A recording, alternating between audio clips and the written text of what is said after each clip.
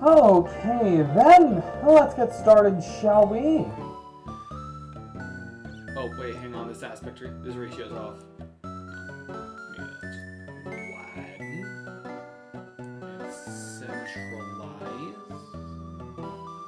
There. Okay.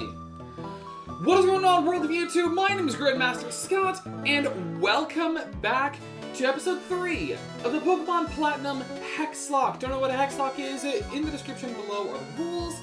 But where we last left off, we had traveled from Orberg to Eterna City, where we are now. We lost 2 Pokemon that were in the vote and had to replace them, as you can see. And also, as you can see, I made the updates before, but we have our team here, so I'm going to do a team recap. I forgot to do before. Some of them are a little higher level just because of some of the grinding I had to do. We got Fornius the Prinplup. We got Fornius the Prinplup with the Quick Claw, Torrent ability, and the moves Rock Smash, Metal Claw, Pluck, and Bubble Beam. We got Shisa the Luxio with Intimidate, and the moves Bite, Leer, Charge, and Spark. We got Mothman the Zubat with the Soothe Bell, Inner Focus ability, and the moves Wing Attack, Supersonic, Astonish, and Bite. Soothe Bell for that, so that when it becomes a Golbat, we can make more progress on it becoming a Crobat. Then we got Abaddon has evolved from a Magikarp to a Gyarados with the Intimidate ability, and still the moves Splash, Tackle, but now Bite and Rock Smash, because I honestly just wanted another move on him. Then we got Pixie we got High Pixie the Beautifly, who's honestly I'm really banking on being useful in this upcoming gym with the Swarm ability. Yeah, although that's not going to help at all, I don't have a bug move yet. With the moves Harden, Gust, Stun Spore, and Morning Sun. And lastly, we got currently the most useless of them, Sorosha, the Abra. I got the XP share on them, so they should go. Synchronize, who really cares, and then who cares about the moves outside of Flash. This is the team, and this is what we're handling Gardenia with today. I'm going to be leading Mothman first. Honestly, the ones that are going to help us the most are going to be Mothman and High Pixie. High Pixie, not as much. But having Gust and Stun, well, Stun Spore is not going to be of any use because you can't use Stun Spore on grass Pokemon. But just having a Gust Pokemon will be useful. And also, I did get the Drifloon off camera. I just forgot to make a short on it. And that will be a replacement for the future. But here we are.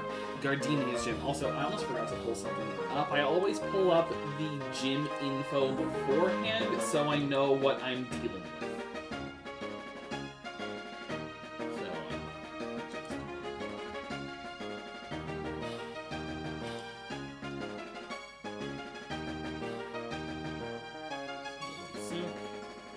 City. Gym. Just so I can know the Pokemon I gotta worry about in any, battle. Alright, I'm good, and we can go. Really? Oh, there you go. Why did I have to talk to you for you to fight me? Random. Yeah.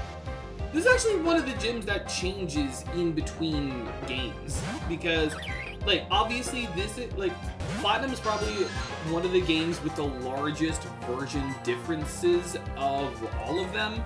Between Pokemon Diamond and Pearl and Pokemon Platinum, this game just has a lot of changes. Balancing changes, updating the Pokedex to have better Pokemon in it. Excuse me. Sorosha, level 8. You're gonna see a lot of that. Keep battling.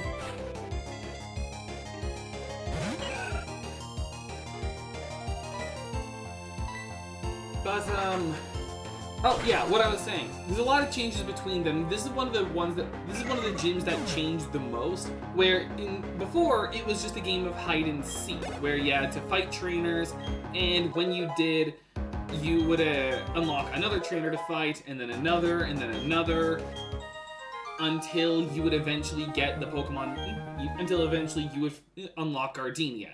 Here, it's a little better. The flower clock, as she said, every time you beat a trainer, the clock moves.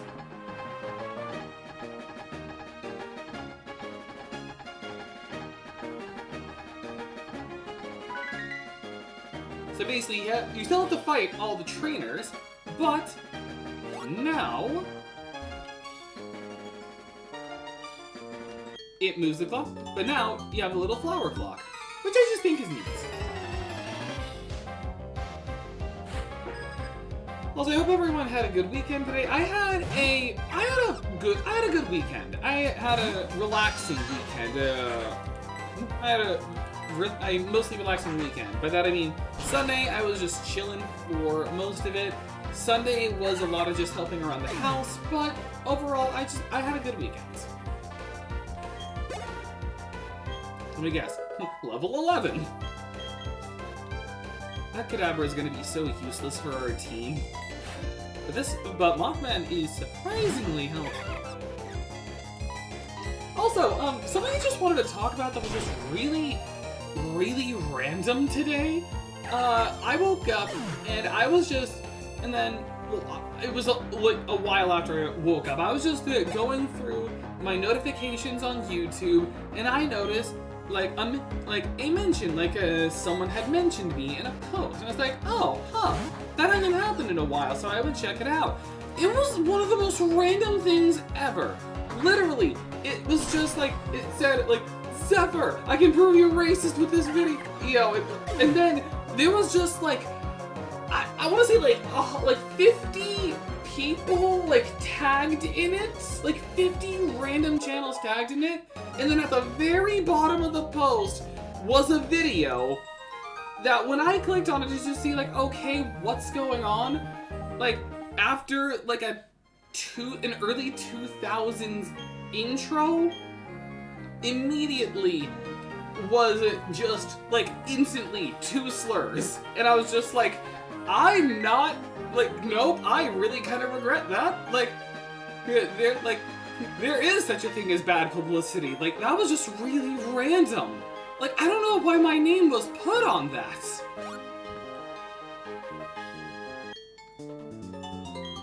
Like, it was just one of the most random things ever.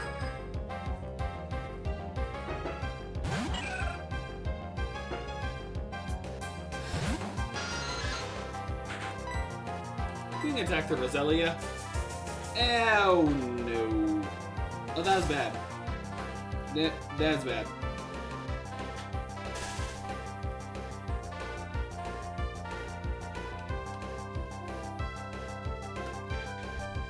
Well, thankfully it's a Roselia. It can't really do much to me. Like, I ×4 resist grass types.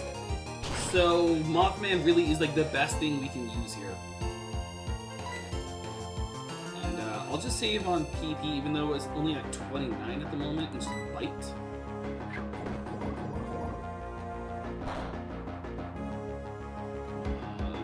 Mothman!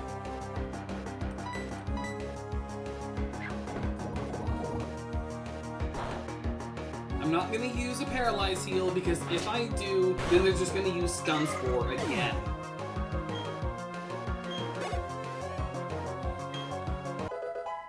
Throw a shot, level 13. I think that was the last trainer we had to fight. Yeah, it was.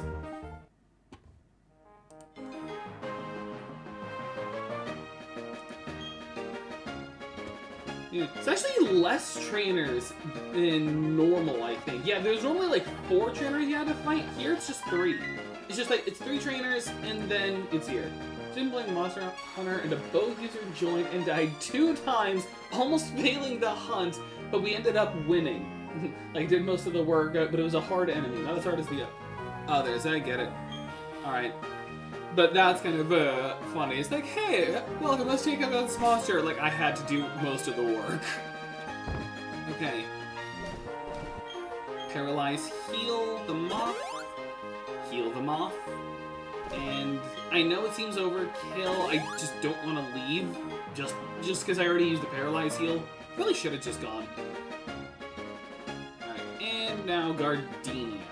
And this is actually also a different Gardenia than in Diamond and Pearl. Not because of, like, it's a different character, I mean in her team.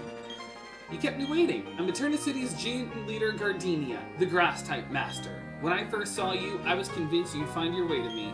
My hunch was right on the money. I think you have a winning aura about you. So anyway, this'll be fun. Let's have our battle. Bring it. And here's the first way this trainer is interesting. The other part is, I don't think the bow user actually fired more than 20 times. She is one of the only, I think she is the only gym leader in Pokemon who uses a starter. No other gym leader has done this.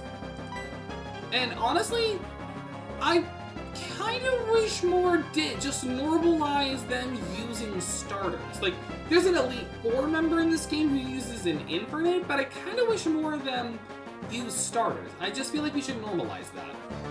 Any wing attack. Alright, that's a 2-shot.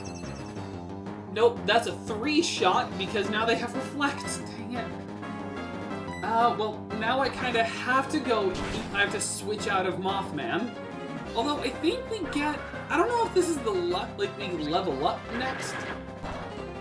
Again, nothing wrong with that. Though I only did it for the rewards and nothing to worry about. Yeah, that's fine. It's just kind of funny. And Super Potion.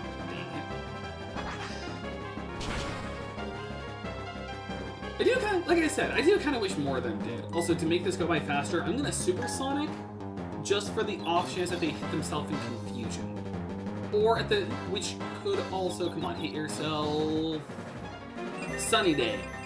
Wait, why? You don't have a move that capitalizes on that. Wait, that's really random. Is it just because of Cherim? Like, the next Pokemon is a Cherim. Actually, that makes sense. Like, because Cherim does get a stat boost when it's sunny weather. Come on, could you hit yourself? Yes, good. It's not much, and the Reflect wore off. Fantastic. Okay, I can kill now. I don't really have any concerns with this gym. Okay. Mothman, level 21. Isn't this a new move? Yes, Confuse Ray.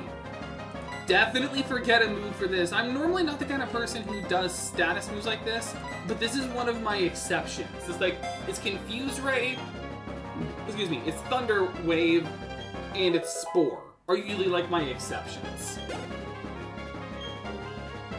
Or Toxic, like Toxic. It's like Toxic, Spore, Thunder Wave, and Confuse Ray. And, yeah, I'm just gonna keep in. Like, I feel like safe and confident. Like, I don't really have any worries. And yep, there's Cherim transforming, so they have a bit higher special attack now. And Safeguard. Good thing I didn't go for a Confuse Ray immediately. Okay, so that'll take 3 hits, but thankfully she shouldn't hit too hard. And I even avoid the Leech Seed. That's actually really good. That would have actually been a problem. I mean, I'm gonna... Actually, I don't think I... Oh, and they're just back to normal. And Super Potion. Really? Come on. It's like you're just prolonging the inevitable. The triggers are like this.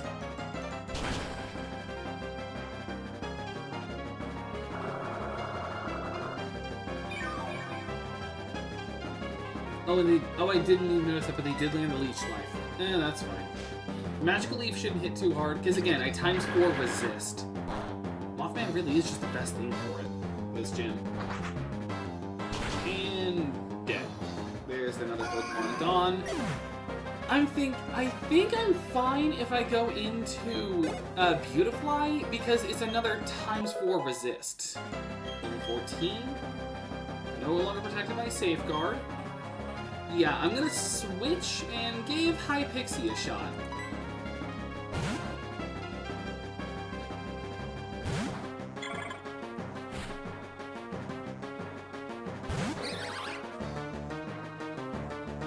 It's not the end yet. It almost is.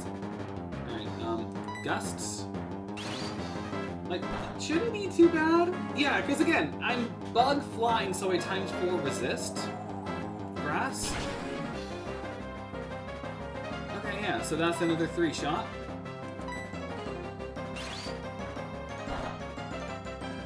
Okay. I don't know why you're only going for Grass Knot. I feel like Magical Leaf would do more damage. And I'm going to predict... Oh! Or not! I think this Gust still kills. Are you saying something? You think you have me cornered? Like, this is kind of embarrassing when you think about... Oh yeah, okay, here's the Magical Leaf. Oh wow, that actually did... I think that did about the same as Grass Knot. Either way... Wait, are you... Oh my god! They are... That is the smallest sliver I've ever seen! At least you didn't Super Potion. Okay, even if it's a crit, we'd live. Like, imagine how embarrassing that is. Really think about this on Gardenia's side. She lost to a trainer who only used a small bat and a butterfly. Like, that's kind of embarrassing. But there you go, High Pixie. You got something. And Sorosha's level 15. I feel like we're gonna get Kadabra this game. Like, this stream. Amazing! You're very good, aren't you? Thanks for the money! I might have said it before, but you're really tough. Wasn't it hard for you to raise your Pokemon to be so good? I guess that's a measure of how much you love your Pokemon. In recognition of that, I proudly grant you this. The Forest Badge. 2 down, 6 to go. Excuse me. We can use Cut outside of battle. I can get Pokemon in trades up to level 30 to obey, and we get Grass Knot, which actually can be a really good move in the right circumstances. Like, the heavier the foe, the more damage it'll cause. This can actually be a really good ability with the, like, against the right Pokemon.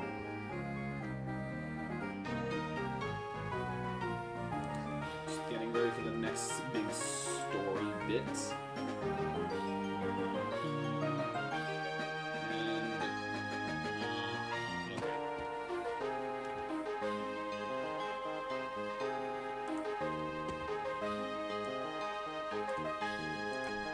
Can anyone learn Grass Knot now?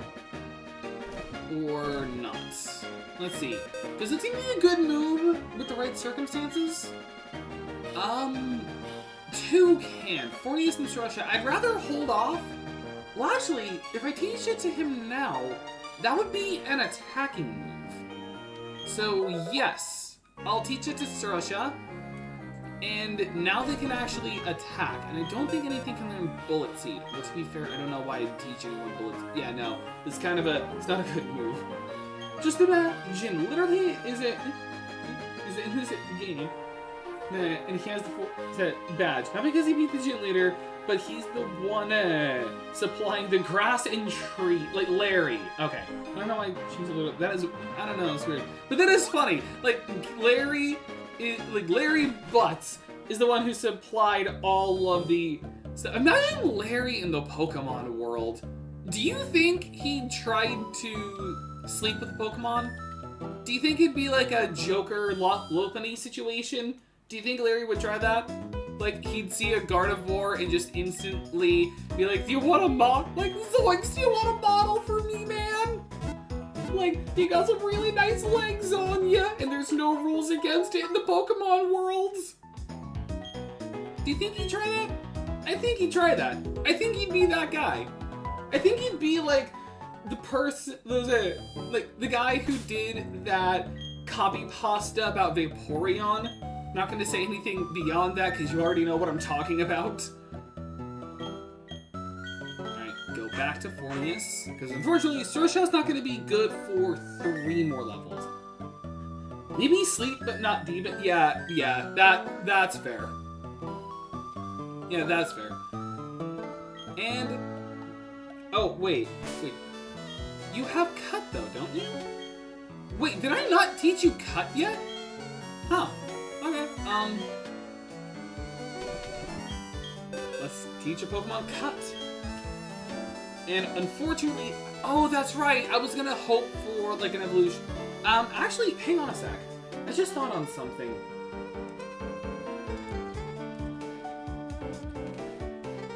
Golbat. Okay, it would evolve at 22, so just 1 more level. And can it learn Cut in Gen 4? Survey says...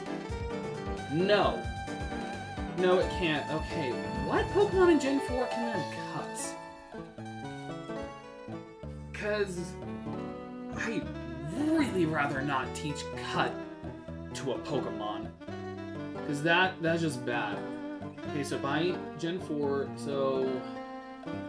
but I also don't want to replace, because obviously Hexlocke, those are my rules. So, of the Pokemon we have...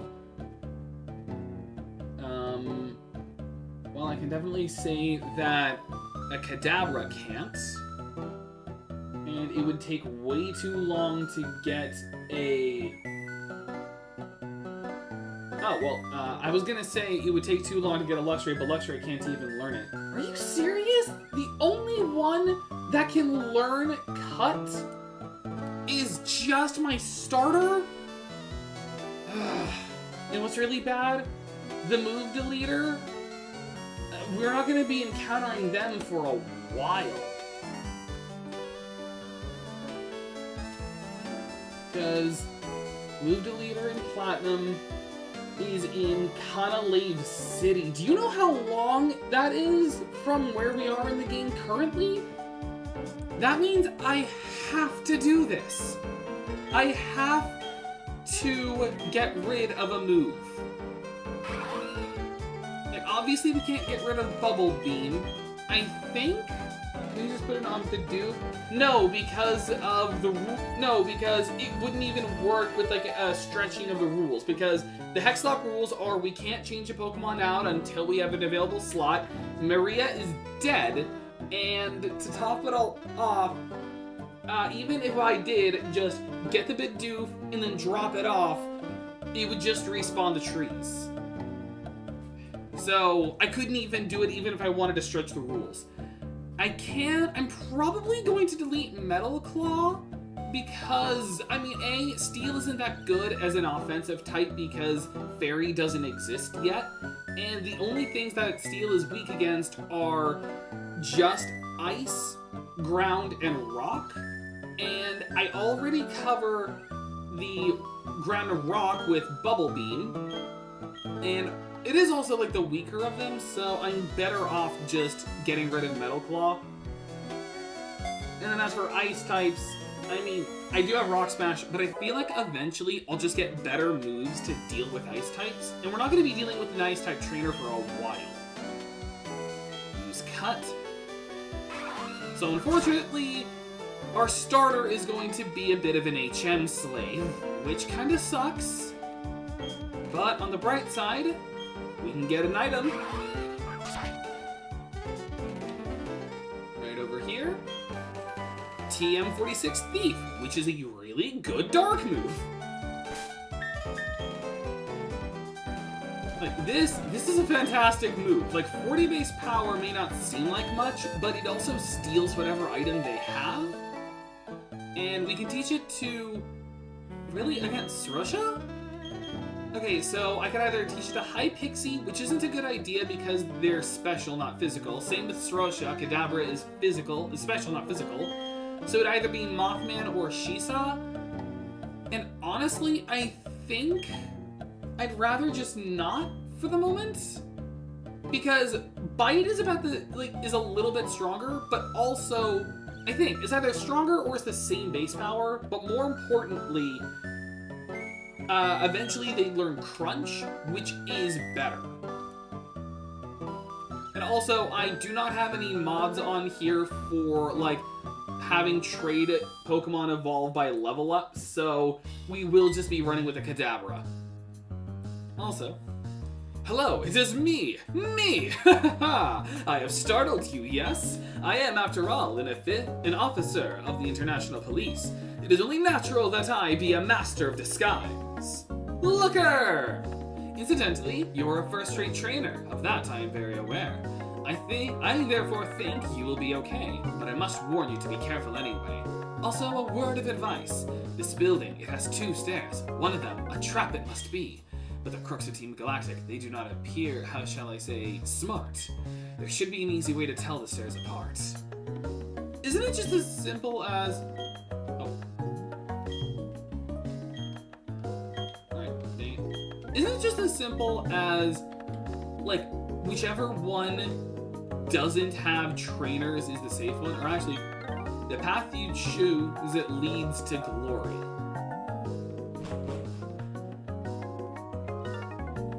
Alright.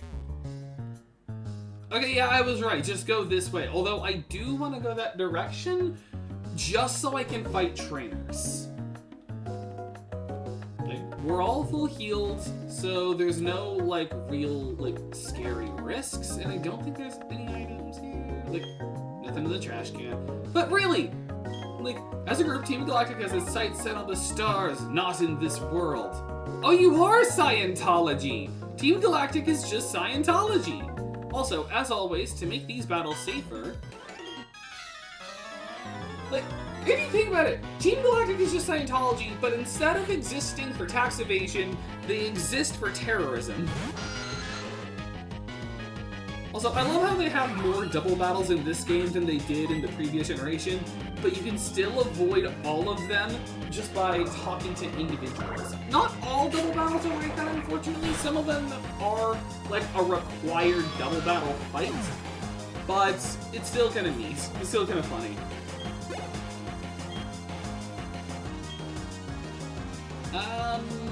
Do I want to do some Switch training? Yeah, let's give it Baden some time to shine. Also, I'm pretty sure that, like, Rock Smash will actually be a good move on... Well, no, I know for a fact, Rock Smash will be a good move on, Gyarados because it's a physical attacker. And then, as always, Intimidate is just a really good ability, especially on physically strong Pokemon, because it just means we can just, like, cut their attack. Galactic Grunt defeated.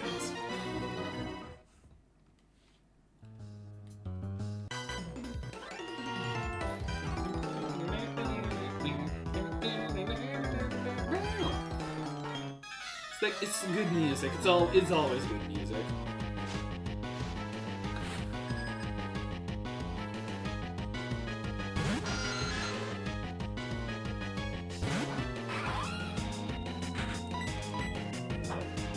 Quick claw bubble beam.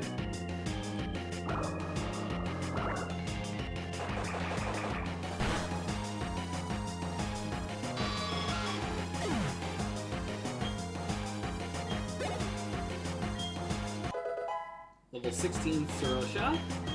I believe it was 18, not 16 when they evolved. Or was it 16? I don't remember. And I'm gonna have to keep battling because we don't have any ground Pokemon, unfortunately, for the Stunky.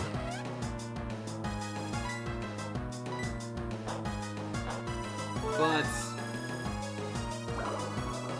we should be fine.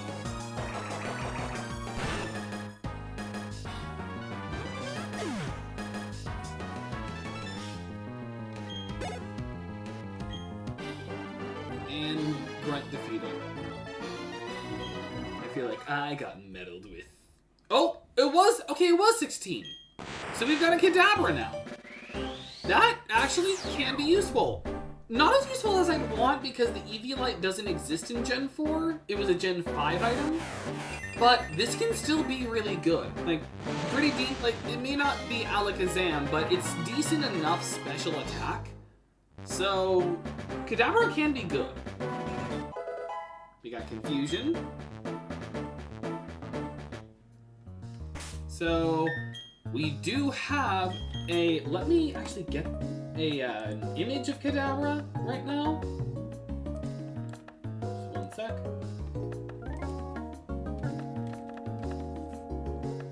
Kadabra.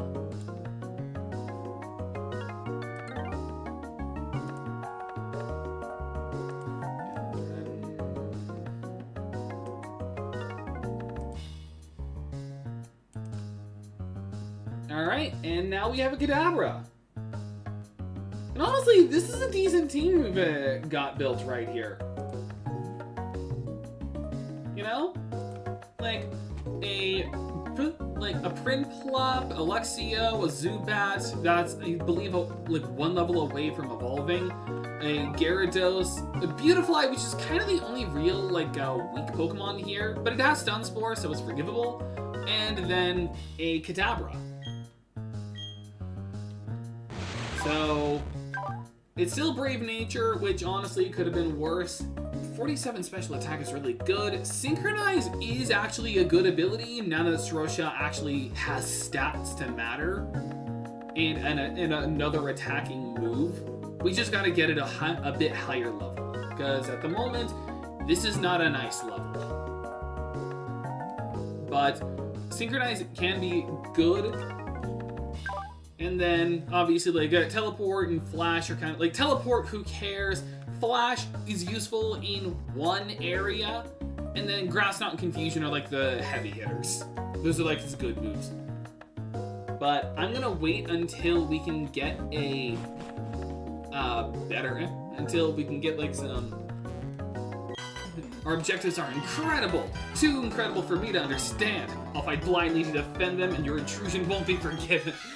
I'm not gonna question Scientology at all. And since I'm invading one of their buildings, hey everyone, we're doing the Scientology speed run! Like, the most important thing to do is to avoid the double battles, engage with them one at a time.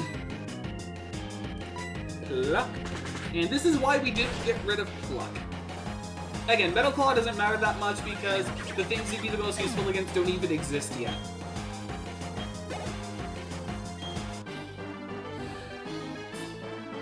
What was I fighting for again? Wait, what does Scientology do again? What do you have against taking Pokemon from others? Look at any field or forest, those things aren't exactly rare. Like, what's wrong with stealing animals? X-Speed. That is like meh in usefulness. If I want, like, if I feel obligated, but I probably won't. Also, I can now get Rotom. Team Galactic is working hard to find new energy sources for the future. Just ignore all the kidnapping and like,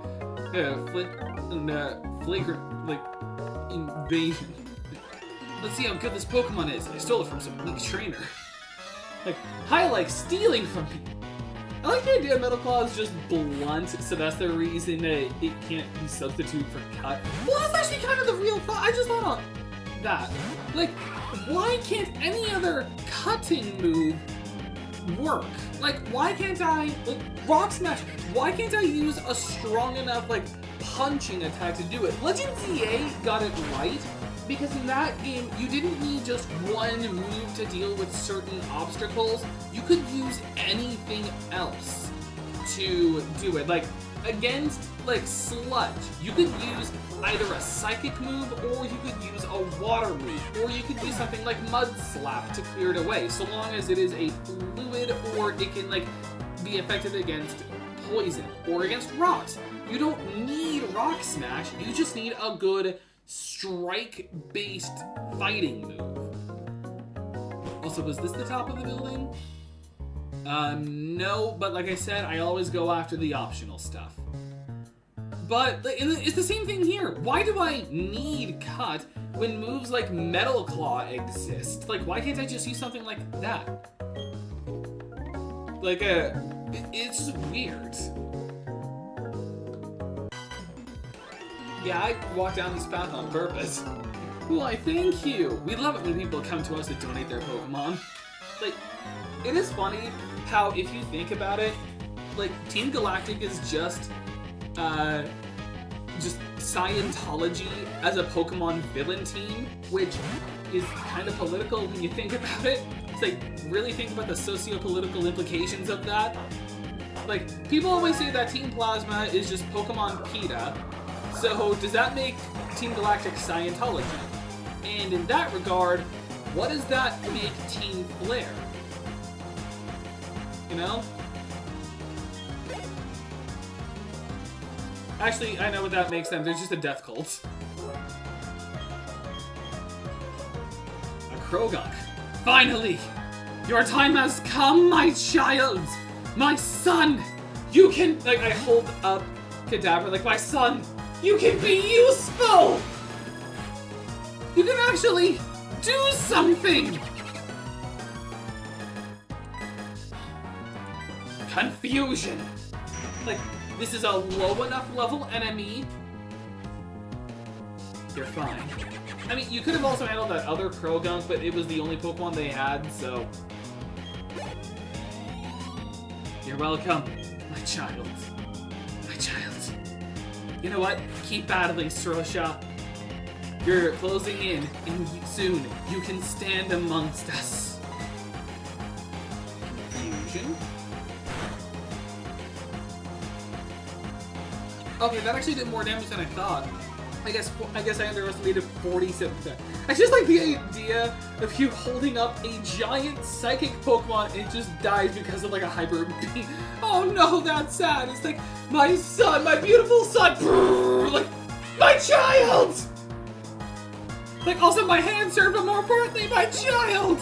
You were gonna carry me to the Elite Foreign Champion. And then it's just like, my friends, rip that Gyarados' throat out. Like, it's not Baden. Like, a Baden is a good friend. I was right. X Special. Also kind of a worthless item. Like, in, like, situation, like, I understand the usefulness of battle items. I don't always use them for the most part. I'm just kind of relying on healing items and held items. And whatever knowledge of Pokemon I have. And also Bulbapedia.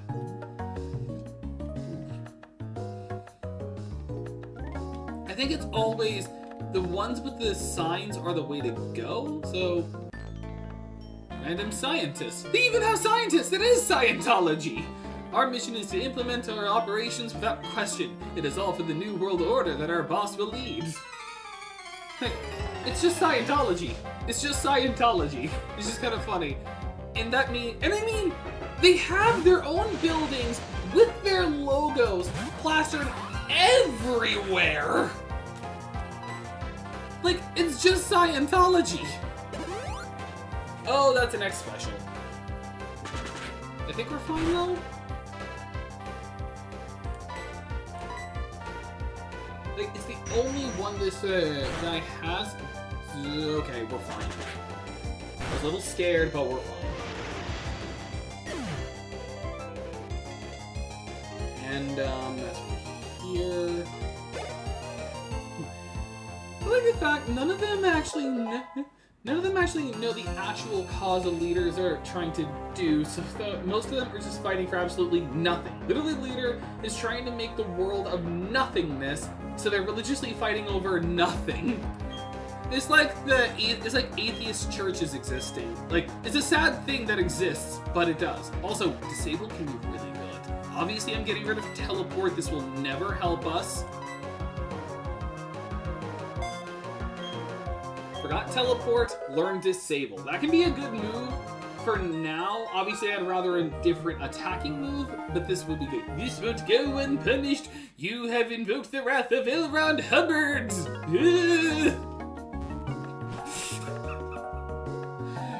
You have invoked the wrath of one of the worst science fiction writers of all time. Blue Shard and a revive. Worthless. I mean, we can sell it, but worthless. Alright, now we can move on. Really? You're not... Ordinary people like you can't understand Team Galactic's grand designs. Come to think of it, I don't even know what's going on. They really don't know what's going on. Like, it is Scientology. Like, wait, what do you mean you guys are just dodging or just evading taxes? Because remember, that was the original intent of Scientology. It was just so L. Ron Hubbard didn't have to pay taxes. Like, that is literally it. It's just, he didn't want to pay taxes. Alright. She is going to be a bit of an annoying fight. Not overly difficult, but not a nice one. I'm gonna heal just to be safe. Like Team Galactic has buildings plastered everywhere with their logos on it in public. So it is just Scientology. Team Galactic is just Pokemon Scientology. Prove me wrong. What is it with this Team Galactic? Why do they take our Pokemon? What are they trying to accomplish? I literally just run a bike shop. Did you want something? How silly of me to even ask. You want to free the Pokemon. Fine. I, Jupiter, will deal with you.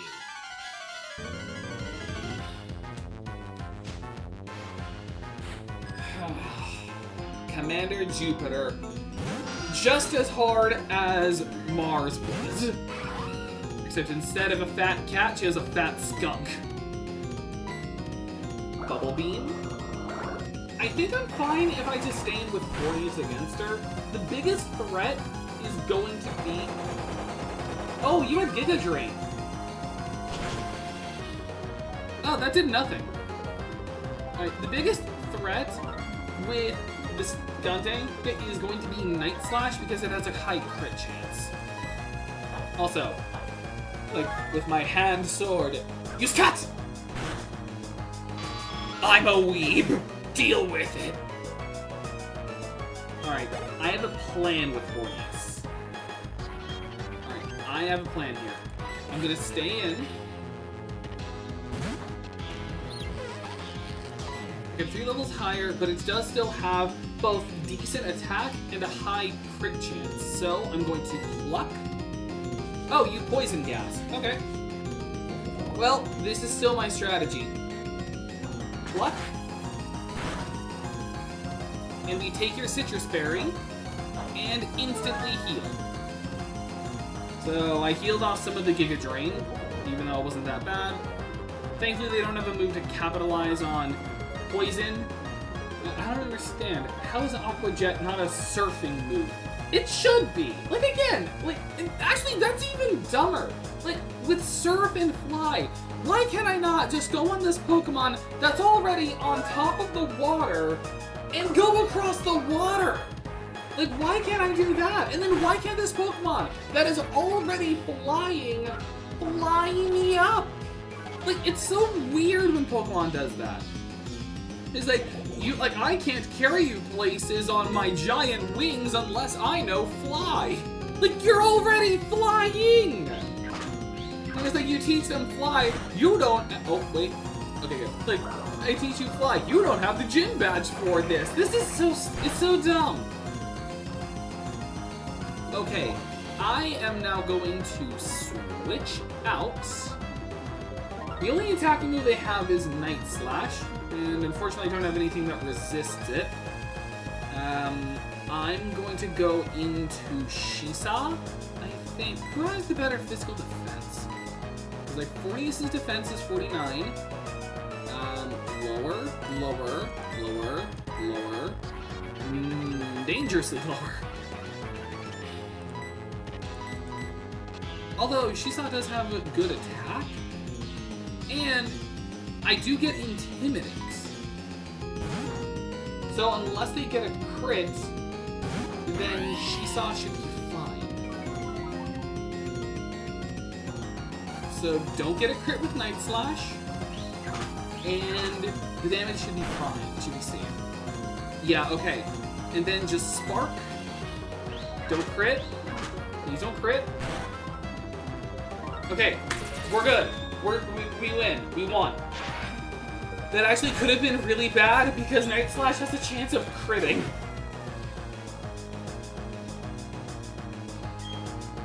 I was right to deal with the berry first things first, like, as the first thing.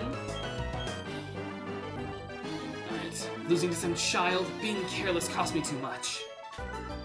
Alright, we beat Jupiter. Well, aren't you tough? It's okay though, our official Pokemon statute investigation is finished. Mars has collected energy from the Valley Windworks. We're pretty much finished here. I'll let you in on one little thing. Our boss is researching the myths of ancient Pokemon. With the power of mythical Pokemon, he will become the ruler of Sinnoh. I suggest that you keep out of Team Galactic's affairs from now on. This is your last warning. How is Brave Bird not a flying move? You really should be able to fly, but apparently not. It's just weird when you think about Pokemon moves like that. I got my Clefairy back, and it's all thanks to you. But that Team Galactic, they said Clefairy came from space. Hand it over. Their logic baffles me still. It's like they are from space. Anyway, they're gone now. Thank you very much. I can't thank you enough right now, but cruise by my cycle shop, alright? Okay? Yes. That'll be good for the future. Alright, I still have an antidote.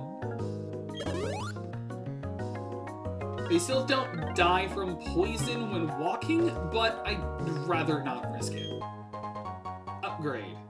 This is worthless for the time being. Because I not only don't have a Porygon, but I don't have anyone to trade with. So this is kind of worthless.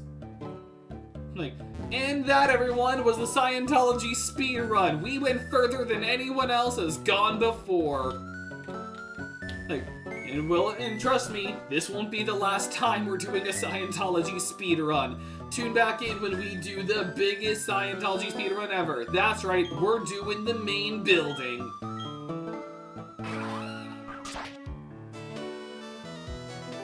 And don't we meet with... I thought we met with Cynthia afterwards, and she gave us, like, the Togepi egg. I guess I was wrong.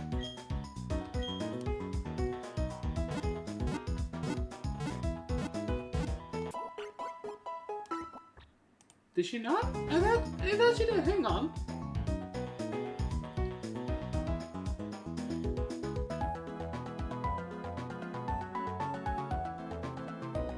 Yeah, okay, she does. She does give us a Togepi egg. I was right. Wow, this is worthless, the president of Gravity Falls. This is less than worthless, my friend. Oh, that, speaking of worthless, I have something to sell. I remembered that episode. I will be with you right here on the negative $12 bill. Whoa, this is worthless. It's less than worthless, my boy. Shrubly away. That was a great episode. It was just a great show overall. Alright, I'm gonna sell because I have something worthless in Nuzlocke, a revive. And then I am going to buy some more super potions. Just 4 of them. And then I don't get anything new outside of just an escape rope, which actually wouldn't be a bad idea to buy some more of. Just 4. Once again, just 4. And then I don't want to do repels. Actually, there is one case where repels would be useful, so I take that back. I will buy, once again, just 4.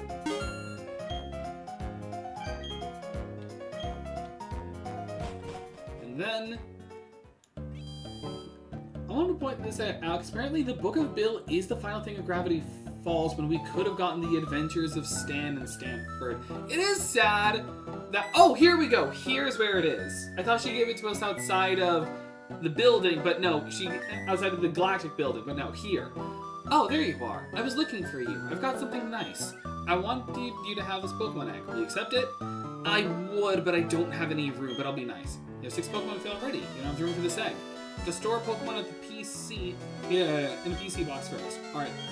I'm going to do that now, because... Oh, other way. But yeah, it is sad, but at the same time, it may be for the best, because I've seen what happens when a franchise milks their IP for too long. Alright, this is just temporary. I'm not actually replacing a Pokemon. I'm just gonna put a Baton in here in box 1. And then I'm just going to just pick up the egg and then I'm gonna swap them around. I'm not actually going to hatch it because that would take way too long. Except the egg. And the Pokemon inside this egg is happy too, I'm sure of it. Keep that egg with you in your party of Pokemon. Pokemon will hatch from it while you're traveling. I would be happy to know what it will, I would be happy to know that it will fill another page of your Pokedex. See you again. And we're never going to be touching this egg for a while. Like, I'll probably put it on, like, wait, no, it's not here. It's just in my Pokemon. But here, egg. Like, it may be close to hatching. So in that case, I may hatch it off stream because it would just take way too long. But that is a new Pokemon. That is a new, like, encounter for us that we got. It would not be milking so much because again it would be more brotherly bonding in a kind of a way it could work. Maybe Bill's still alive inside him.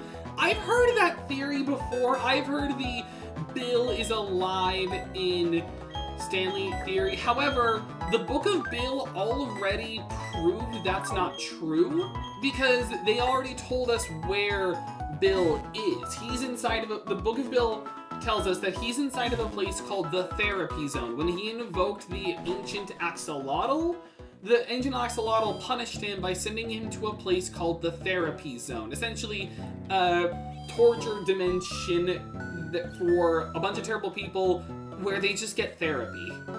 And that's what happened to Bill. He's still inside. He's trying to find a way out, and he's using the Book of Bill to get out. But overall, he's just in therapy. But overall, he's not doing much.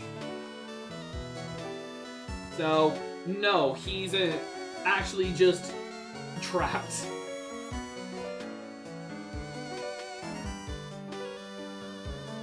pulling up some stuff because, well, actually, we don't have an encounter coming up because I'm pretty sure. Hang on, I just thought it's something. First of all, let me just do this. Thanks for rescuing me. This is something to show my thanks. It's the latest model bicycle. You must take it, I insist. Bicycle acquired. It's the latest model, so I'll read the operating manual. Press B to shift up or down. In third gear, you can't go all that fast, but it's easier to control. In fourth gear, it gets harder to steer and stop, but it's fast, really. And in fifth gear, the world turns into Play-Doh. So, obviously, I am assigning that to a key. As a key item. Just because this is fantastic. Register. And then, I gotta remember what button that was set to. Was it set to C? I thought you say that, but the creator of the show apparently had Stan record audio tapes. They're creepy. Yeah, that was a part of the Bill ARG.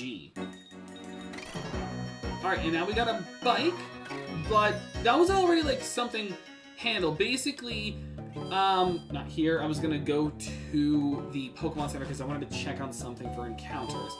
But, what happened there, that was for the ARG, that was for the Bill statue ARG, when people were trying to find the real life statue. And that was a lot of people's evidence as to him as a Stan being possessed by Bill Cipher. But again, the Therapy Zone kind of squashed that, unless it's like an in the future kind of thing where it's like he possesses him after, but we don't have any like confirmation on that. Okay, so I just wanted to check something real quick. Oni the Machop, may he rest in peace. Were you Route 206?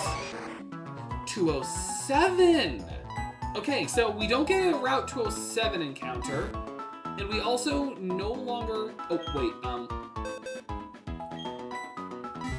hang on, I gotta switch back to box 1, because otherwise it will just default any new Pokemon we catch to the death box, to the graveyard. So I've heard that theory before. The Book of Bill kind of has questions, but what I meant by milking is like you could like if you make too many spin-offs and too many seasons of a show, then it'll end up ruining the magic of it if you just make too many like specifically if you do it in a sequel fashion. Like you make too many spin-offs, you make too many sequels, and it will get stale. I mean, look at Star Wars. Like with all of the stuff they've been doing.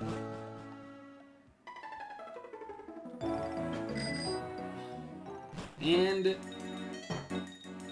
Route 206. Not only new trainers, but to fight, but also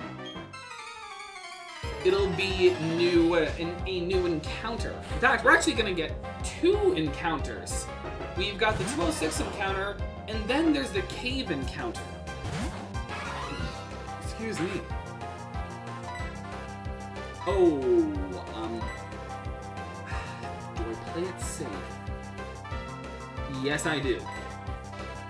I don't know what electric type move this Pikachu would have, but I'm not staying in.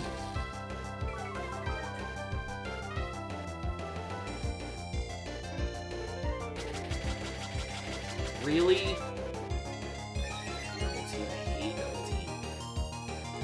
Okay, bite. Let's just see how many times we need to use bite to win. 1.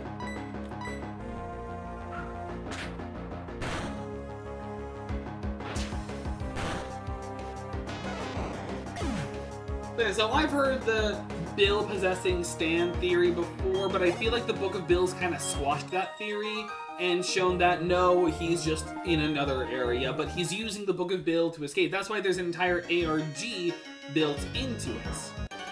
Like, there's a whole thing where, like, there's an entire website you can find with its own little secrets, and, like, there was all of that.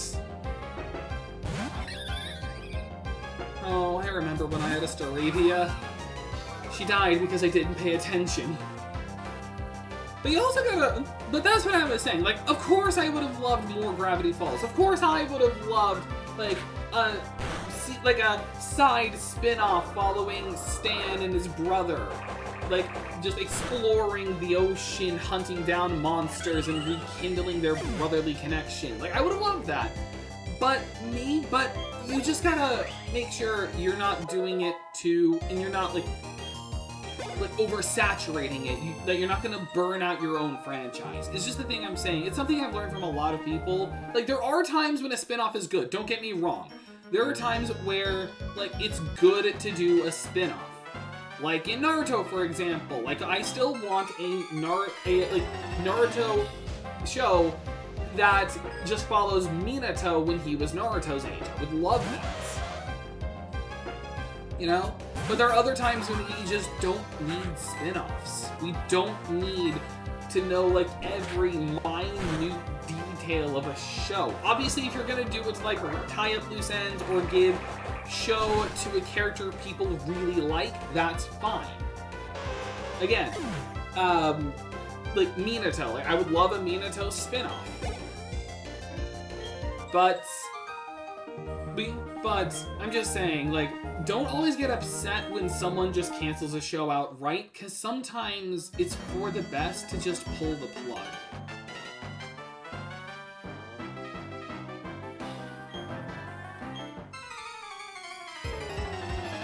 Is all I'm saying. Cyclist Nicole. I find there's something nostalgic about a Starly cry to me, you know? Just that, not like, but you know, better than that. There's something like this game has a lot of nostalgia for me with a lot of like Pokemon cries. And it's the same with Gen 5. There are certain Pokemon cries there that are just nostalgic to me. And level 20 Surosha. Good. Switch out into Shisa. Okay, that's all I was saying about like spin-offs. It's like something I've learned. Maybe we could have got more information about Stanford and what he built in Gravity Falls, because he seems to have built a lot. He definitely had built a lot, but, I mean, how the show ended was the brothers going in the Atlantic. So, like, if he wanted to have, like, more weapons on hand that he would have shown off, maybe. But, and we could have also maybe seen more on, like, Stan as a criminal. But overall, sometimes it's just best to let a show lie down, you know? Like, that's what I'm saying. That's something I've learned. I mean, really look at Smiling Friends. That's a good example of this. They were canceling the show because they were just feeling burned out about it. It's the same with MatPat. He had to make so many changes to his life and to his channel just to keep it going for him as host, but he eventually decided, like, he needed to step down and put someone else in charge. That's the thing. Just because you're upset over something being canceled doesn't mean it wasn't the right idea. Like, sometimes you just needed to just stop. Like, that is something I have learned with writing. Sometimes you need to learn when to say enough. You need to learn when to take your step back, appreciate what you've made, and say, I'm ready to leave it as is. You know? Don't be like George Lucas, who just kept, like, making other versions of the Star Wars movies, you know? Or Disney, how they just kept churning out Star Wars spin-off after Star Wars spin-off after Star Wars spin-off. Because honestly, I got burned out over it. I got burned out over Star Wars. Like, so much so that the Mandalorian and Grogu movie that came out, I didn't even go to watch it because I'm just tired. I'm tired. That's the thing. Sometimes you have to just admit you're tired. And you have to step away from whatever you're working on. Alex Hirsch probably didn't want to make anything beyond that, beyond the Book of Bill, and just left it at that. Or maybe he's got something big going on. I don't know. Like, that's the thing. We can't just put our wants and our needs on creators, because sometimes they're just gonna get burned out over all of that, over trying to keep their legacy alive, trying to, like, appease their fans. You can't do that. You can't please everyone. And that is an okay thing to learn. Sometimes you need to know when to say, I'm ready to put the pen down. I'm sorry that I sounded like overly passionate about it. It's just, it's something I've learned, and it's something I've seen with a lot of content creators. You need to learn when to put the pen down. Like, stop trying to build so much, because eventually it's gonna come falling down.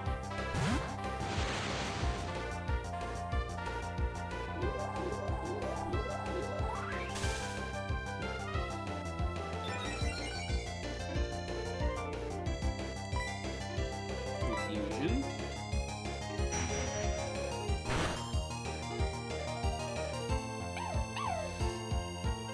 Okay, that's kind of bad.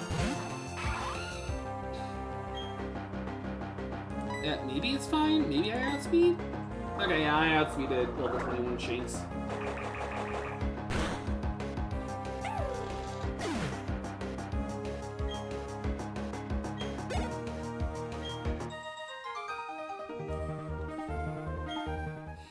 Gasp, gasp, gasp! I'm gonna step on the... That's all my brain went to when it just said gasp and gasp. It's just like gasp, gasp, gasp. I'm gonna. Oh, that was a smart thing to do.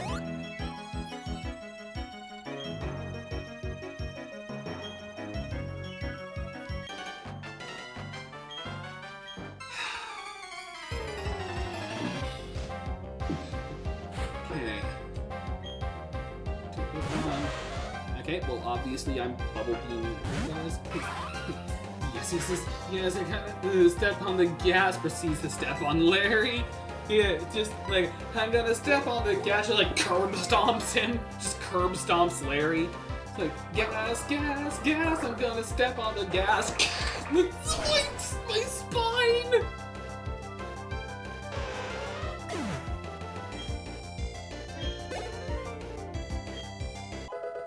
Ooh, level 21. I should probably take that off of him for the time being. Switch into Sorosha. I should probably take that off of him and put it on someone less deserving of it. And by that, I of course mean Gyarados. Also, something I was thinking on the other day.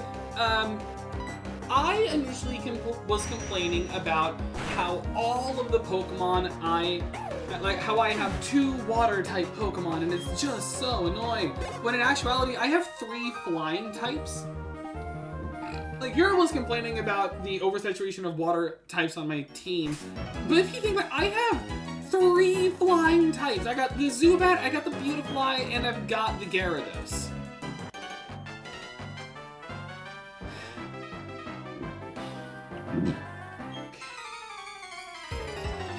And again, I want to apologize if I sounded like I was getting too overly passionate about that, but it's just something I've learned about like writing and content creation, and it's also something that I feel like people in the community need to understand and respect. That sometimes a writer needs to just step away. You can't just keep adding on. Obviously, it's important to tie up loose ends in a story. You know, like in God of War, for example.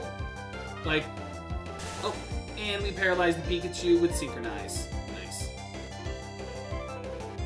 Like, God of War, like, they wrapped up everything and concluded his journey as a father.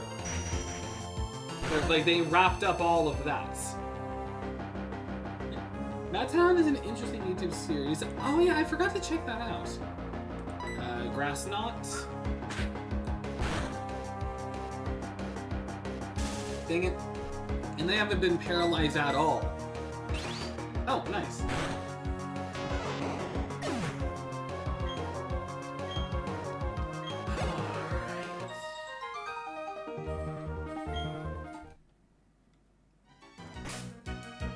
Okay, so I'm going to... do I have a berry? Do I have a cherry berry? Yes, I had 3 cherry berries. Good. Why is check tag the first thing you look at?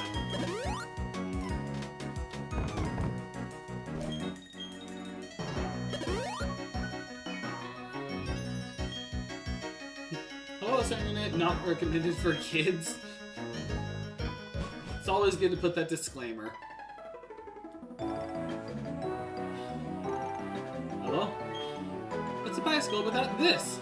You've got to have a flag. It's a Pokemon accessory. Thanks, random. Really random? Alright, but we are in... Well, this isn't a new route. This is actually just the route north of Orberg. So, if you wanted to go back this way to revive a fossil, you could. Like, it'd probably be faster. But we have 2 things we're able to do right now.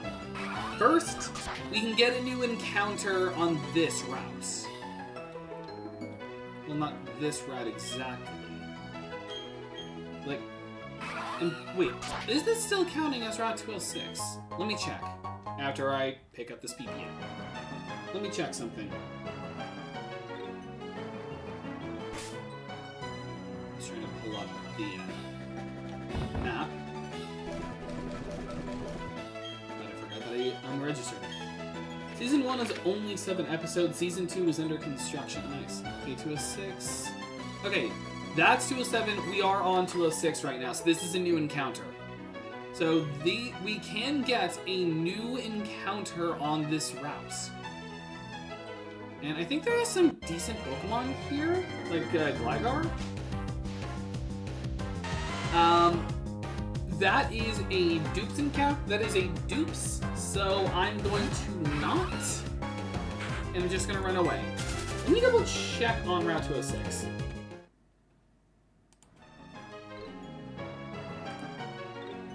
Okay, so on Route 206, we can get, when it comes to new Pokemon, we could get a Ponyta, we could get a Gligar, we could get a Kricketune, and that's it. So those are what we could get. And if we had a dual slot, or if we had the Poké Radar, we could have gotten a Baltoy. But obviously no. So we can get, we already have a no, okay, so the new Pokemon we could get are either a Ponyta, a Gligar, or a Kricketune. I kind of hope for the Gligar, even though it is another flying type, because Gliscor is really fast and can hit really hard. And I kind of hope we don't get Kricketune. I like Kricketune, but it kind of sucks as a Pokemon. Like, I love its cry, it just sucks. Alright, new encounter. Ponyta would also be a good Pokemon, because that'd be a fire type. We don't have any fire type Pokemon with us. We got some grass types, we got water types, and obviously a lot of flying types. We don't have a fire type. And even though the grass gym is no more, it would be nice to have something. Super Repel, good for the future. And I'm gonna keep going. Ooh, Backpacker. Whoa, you startled me! Well, we may as well have a battle. Like, oh, you jump scared me! I'm gonna beat you up. And double checking for items I could get that are useful. Actually, not much on this route that is useful. I think oh, that's not true. There is an ether I could get. Okay, so I could get an ether. But that's really it. That's like as a useful item. And then I already got the PP up.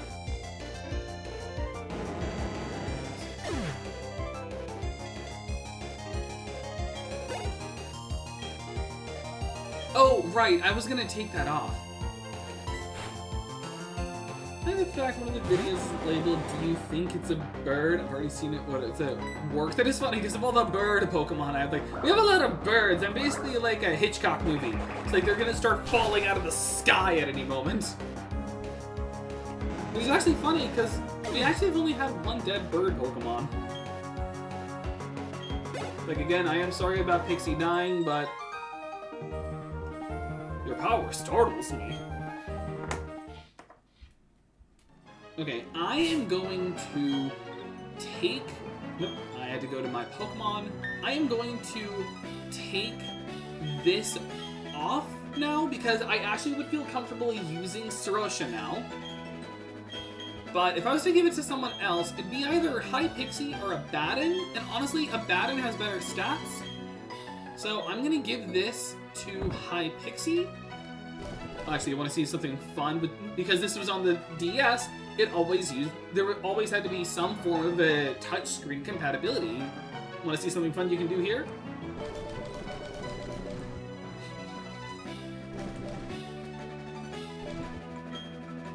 It's just really cool. So I'm going to give it to Hypixie, because obviously they're our weakest Pokemon. They were helpful in the gym, but they're still kind of weak. Oh, and actually, I just thought on something. Oh, and there's our encounter! We got the Gligar! And no, that's not a shiny. It's just really, like, dark blue for some reason in this gen. But there we go. That is good. Okay, I think it'll live a Pluck? You're gonna live a Pluck, right? Oh, yeah, fine. And Sand Attack, okay. So it is another flying type, but it is a good one. Because again, like, it's ground flying, and Gliscor is just really fast. Really fast, hits really hard, and we're not hitting at all. Okay, that's fine. Oh, and it's got knockoff. Well, that's fine that I don't have a Quick Claw anymore, because I could just chuck Pokeballs. But I just thought on something. I had to. I actually never ended up getting the honey tree encounter because apparently, if you leave it for 24 hours, it just despawns. So I'm counting it as a forfeit encounter. So, yeah, which is fine because I would have just gotten like a Combi or a Dustox or something, or maybe even a Wormadam. But Gligar, the fly scorpion Pokemon, a ground flying type.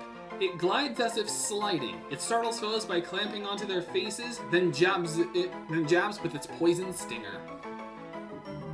Excuse me. And then let me find something to nickname it after.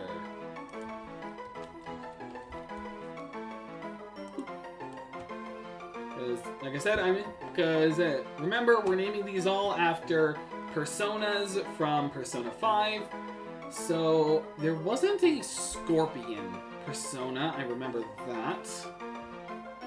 But this one kind of looks like Gligar and Gliscor, so this is Rhonda.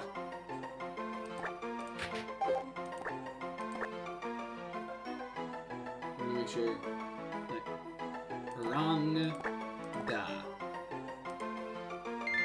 Rhonda in box 1. And then this area. Okay, I'm not gonna do this cave specifically. There are 2 caves. This is the cave we're doing. Wait, right? Hang on. Yeah, Wayward Cave. There are 2 entrances. And it does matter which one you go into, because you can get a Gibble. Let me just make sure I'm in the right entrance. Yeah, okay. Then I just go over here. In Wayward Cave, we have a chance. What is the chance specifically? Let me double check this. Gen 4. It is a 20% chance we could find a Gibble. However, there's also a 50% chance of us getting an Onyx, and everything else is a Dupe's Claws. So, pray we get Gibble. There's also a really good item in the Wayward Cave. So, first things first, let's just try and get our encounter. I like those odds. Yeah, I think we're fine. And Dupe's Claws. We already have a Bronzor, as you can see right here. So just run away from everything.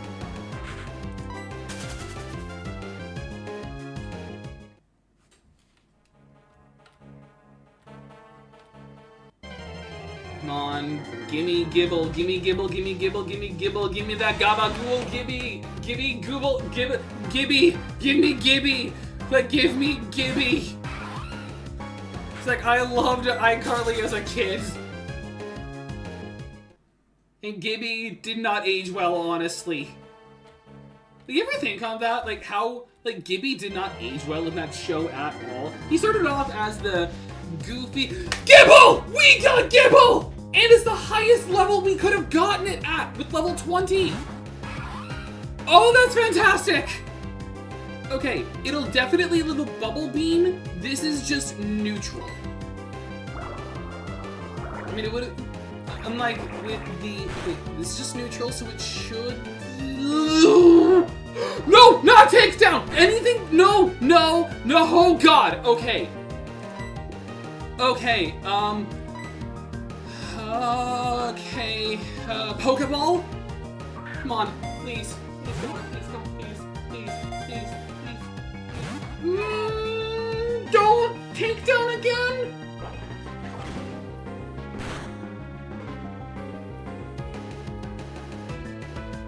It's still alive! Oh, thank God it's still alive.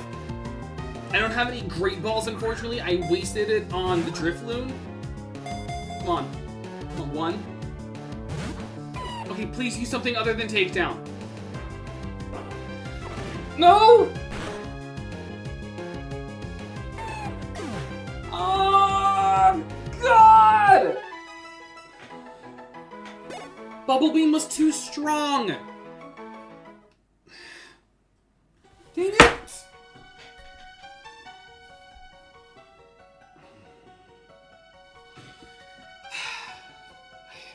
Heal Ball doesn't have any catch modifiers. It just simply heals the Pokemon when it's caught.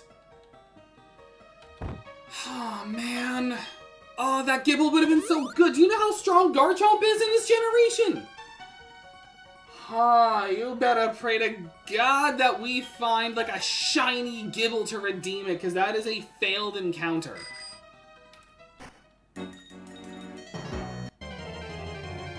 Like, I'm not even going to use the Repel here, because I want the chance of getting a shiny Gibble. Or at least just a shiny Pokemon, because I haven't found one yet, which is surprising with all the catching, with all the, like, training I've done.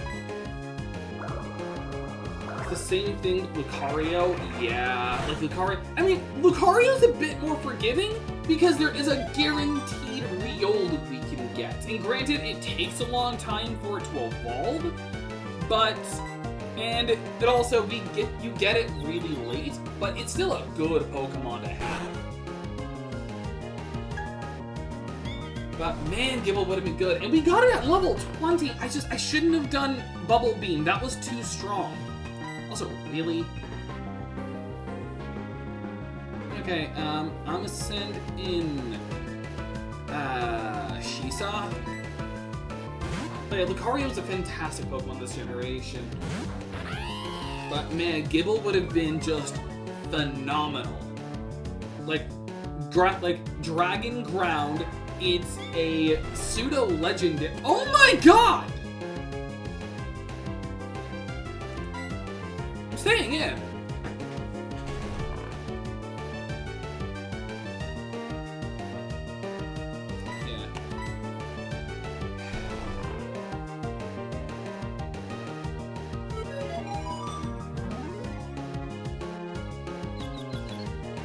And I'm confused. That is unfortunately a failed encounter, which just makes me upset. But it's fine. Like Dragon Ground, meaning it only has 2 weaknesses. POV, when your Pokemon is so tired of falling asleep, they break the opponent. It's like, Shisa just wakes up, fights through the confusion, and just kills it. And now I've got to wake up my Prinplup. I have an Awakening, a single one. But I should have just gone for Pluck. Then I could have just thrown balls. Okay, maybe I should just Repel. Maybe I should just use my Repels. Because this is gonna get annoying and I'm running out of Bubble Beam. PP.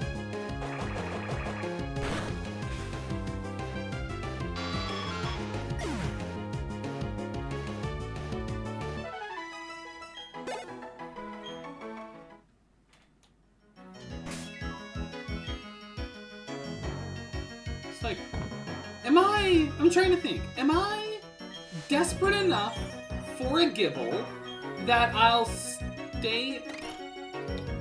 Wait. Nope. There we go. Okay, this is an important area to go to regardless, even if I don't have the Gibble.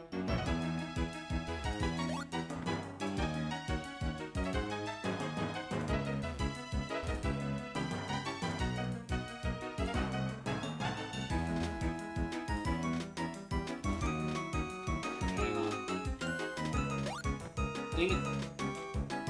No, I'm trying to do like the short jump.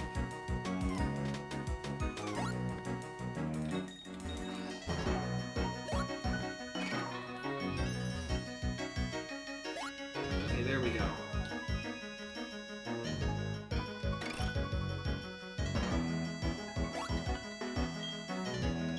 Okay, go back. But I don't know if I am. I don't know if I'm desperate enough to want it that I'll just stay in here and grind until I get a shiny. I don't know if I don't think I have that patience, and there are honestly other things that I'd rather do.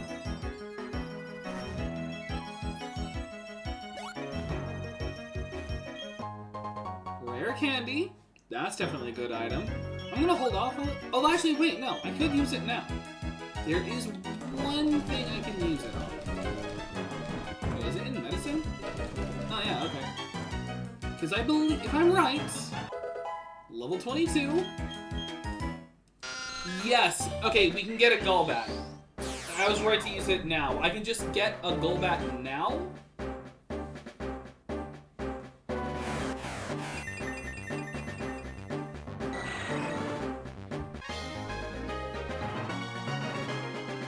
And then, if I just use it in certain fights, and with the Soothe Bell, I can just get, like, I could eventually get a Golbat.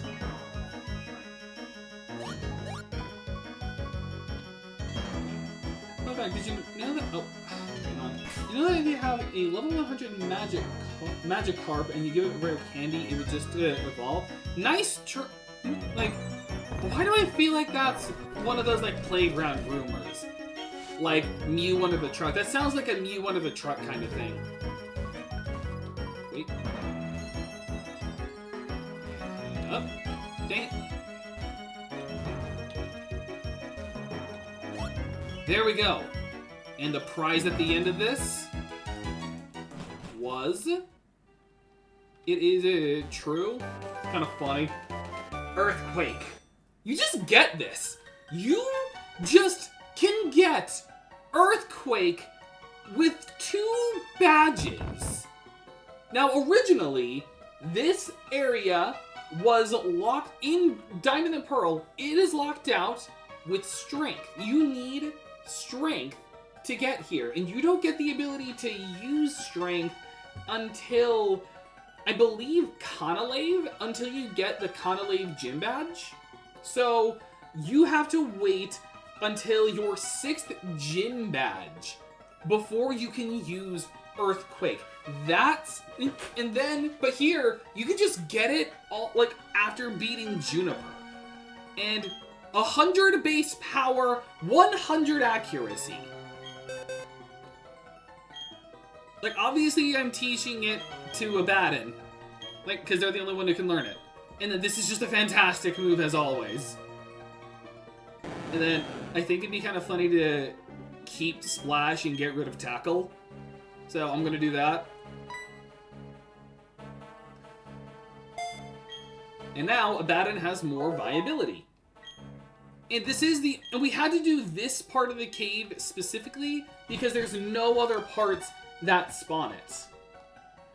I do hate that I failed the Gibble encounter. Oh, wait, fish can learn Earthquake and not Surf? Well, no, they can learn Surf. Like, Gyarados can learn Surf, but I'm going to be teaching it Waterfall specifically. Okay. Oh wait, no, that's not where I was looking. I was going to look up the list of items. Yeah, so... the only other things are a Dusk Stone, which we don't have a Pokemon that evolves with a Dusk Stone. There's Stardust, and then nothing else that really matters outside of... well, it's really just that. And then... Double Team, another rare candy. Oh, no, I got that rare candy. Oh, no, there's 2 of them. Oh, no, but I can't get the one in this version. Okay. Yeah, so now, like, this is the only part of Wayward Cave where they spawn Yummy Stardust. Yeah, so this is the only part of the cave where they spawn.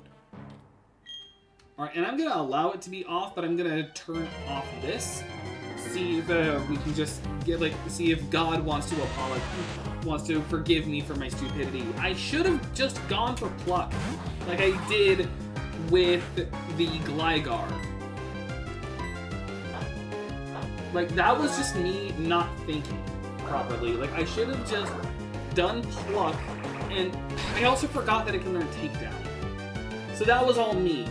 Like, the Pokeballs, yes, they could have just caught, but to be fair, I'm pretty sure Gibble has a low catch rate. But yeah, that was really just my fault.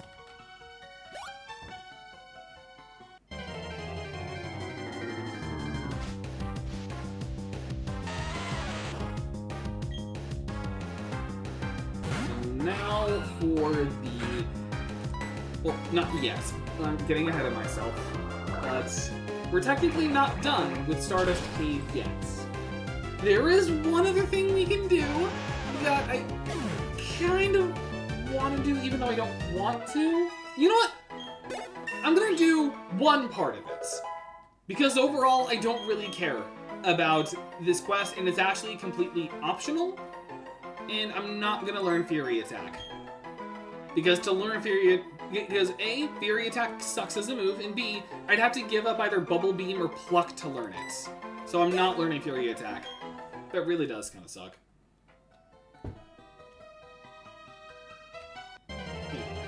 Will God have pity on me and get me a shiny Gibble? I highly doubt it.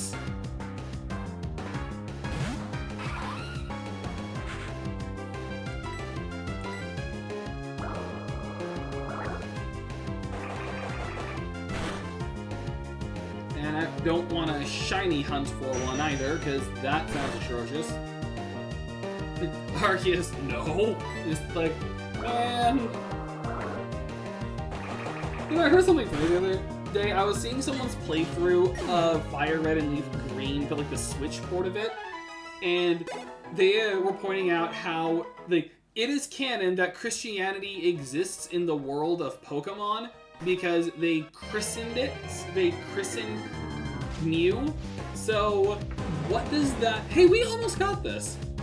And I actually would have hated having an Onix, as this thing would not evolve and its stats kind of suck. Because as a reminder, Oddish has a higher attack than this gigantic rock serpent.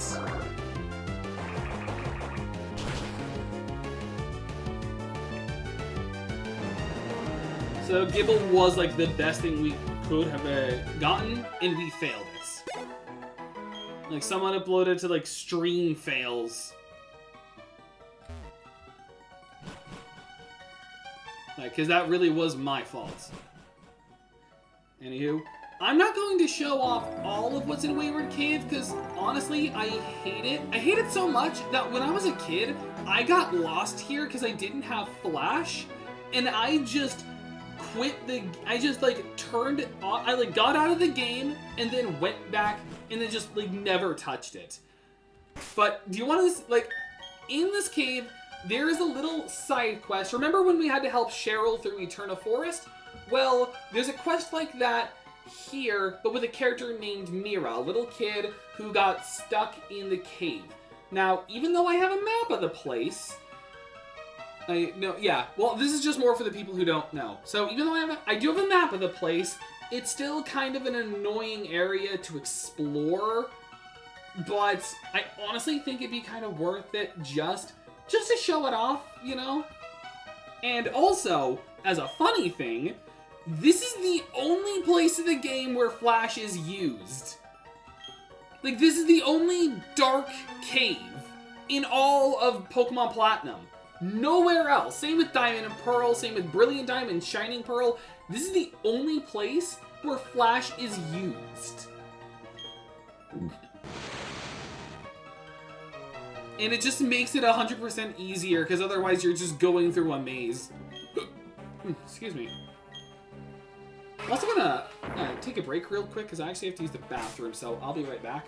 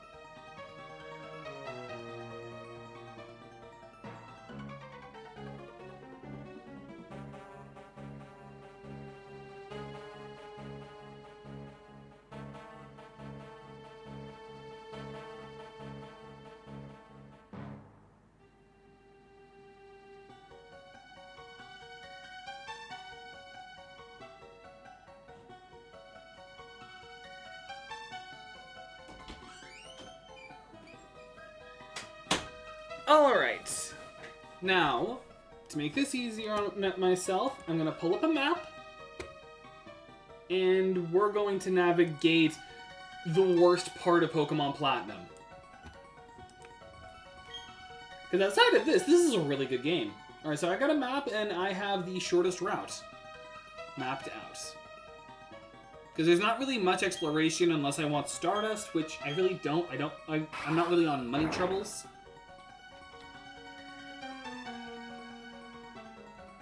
And then go over here.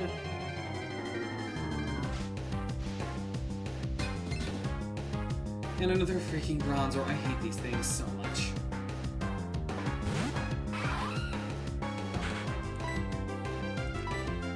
Double beam.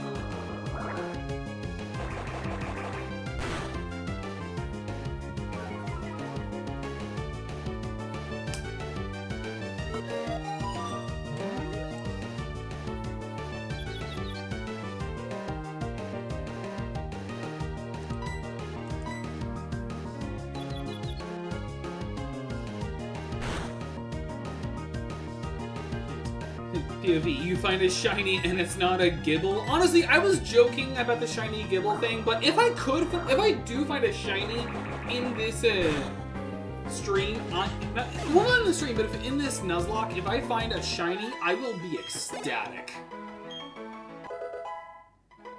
Level 21, because that would just rule. Also, I don't believe I have, like, an Ether or Elixir. I do have a Max Ether. Oh, actually, I am going to use that now. On Bubble Beam.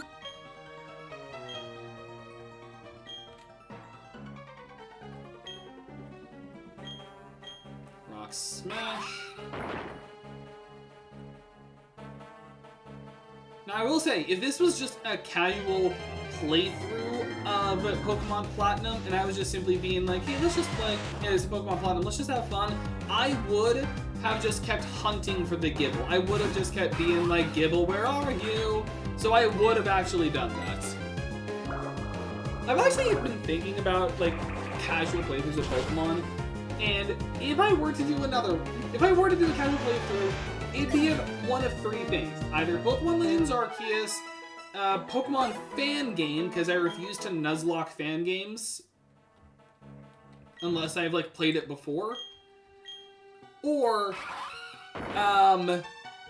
like Pokemon Wind and Waves when that comes out. I do intend on I do intend on playing that, even if I have to put a series on hiatus just to make room for it.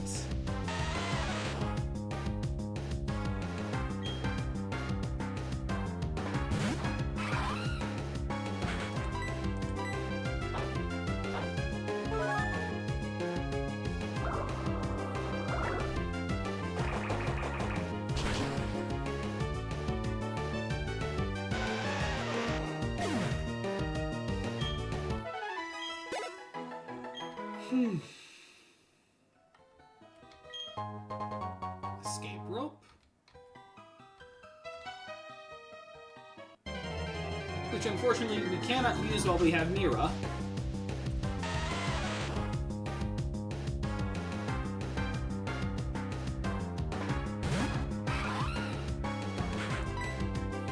Well, so let me tell you, even if I didn't have the map, just Flash me, even with Flash, this is still such an annoying game to navigate. Just because of all the stuff. It's just like, it's a maze. I also just hate mazes overall.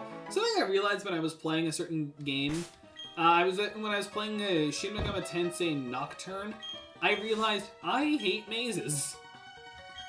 Like, if you put a maze in your game, I will just hate it. Just because, like, I don't want to have to spend so much of my time just trying to figure out where I go. Unless you do, like, a good spin on it, like in, like a Lost Woods kind of thing. You know, then I'm okay with it. But if you're just gonna do a maze and just tell me figure it out yourself, I'm gonna hate it. And unfortunately, in Nocturne, that's like 99% of the dungeons.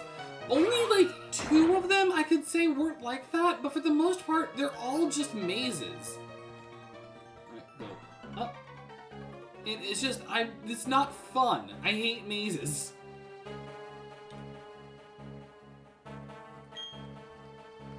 I'm using another one because I don't want to have to navigate like that. It'll also be a little while before our next gym because... Oh no, I'm thinking Diamond and Pearl. No, we actually do have, like, the next gym. I can actually just check from my trainer ID. Is Maylene's gym. Or was it the Hearthome gym? I actually don't remember if you did Hearthome third or if you did Maylene third. I actually don't remember. Yeah, here it is, small child. Stop moving. I'm Mira. I was catching Pokemon, and then I just got lost. I'm so scared. Please take me to the exit. And now we got a child. I'll keep your Pokemon healthy the whole time. Now you better. And now we just gotta backtrack. And I gotta use my last repel.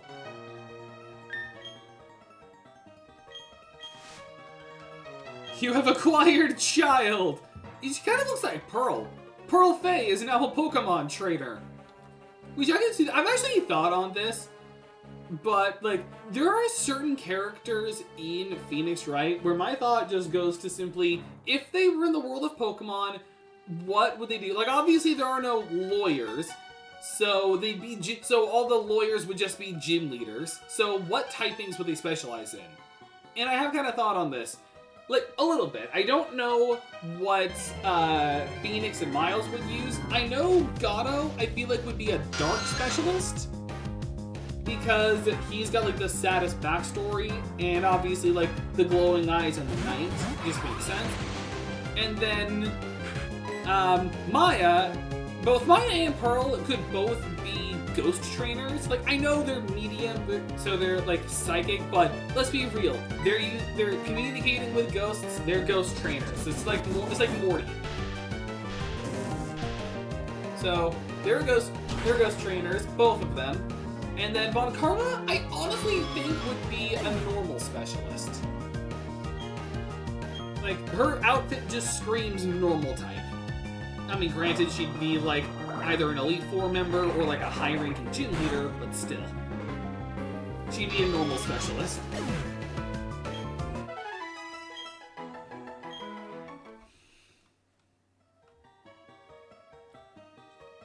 Alright, and now...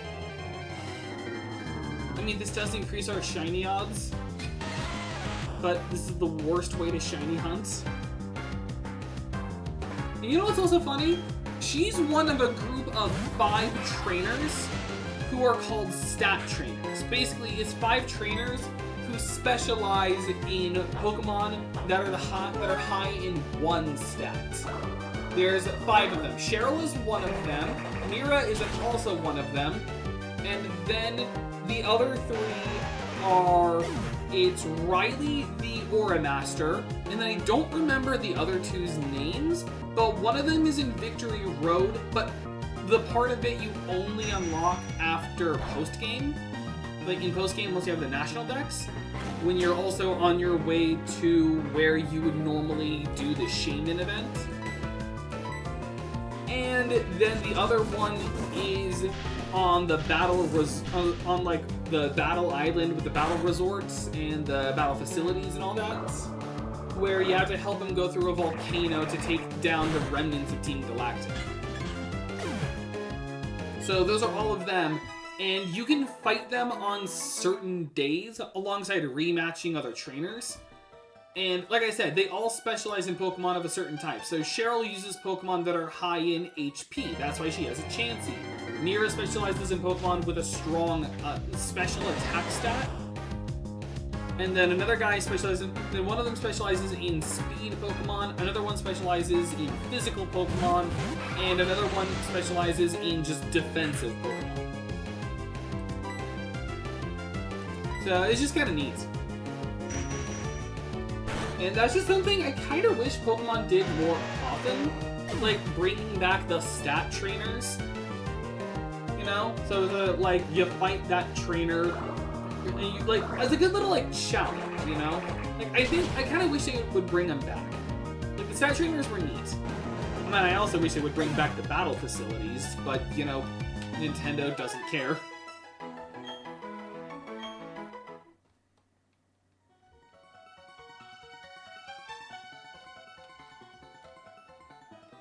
I think we're at the end? It's just 2 more Geodudes blocking our routes. I don't know why.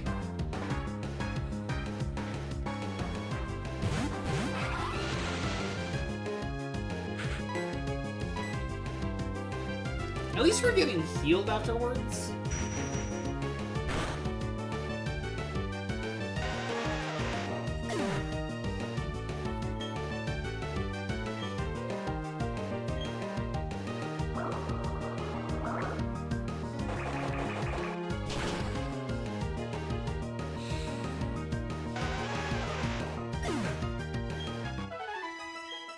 And this is such a boring part of the game. But we are out. Oh, there's the exit. I want to get tougher so I won't be such a scaredy cat. Joker, bye-bye. Thank you. Like, Joker has helped a child out of a cave. It's like, man, Persona DLC is weird.